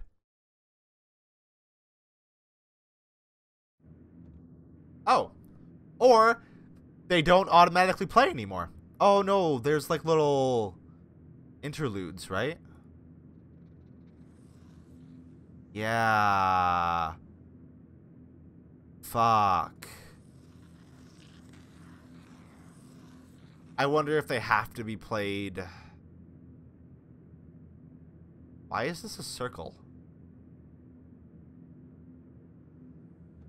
Because the interludes connect to the different acts, right? What's this? That looks like it might be a phrase, but I can't read it. Alright, I guess we're done for now.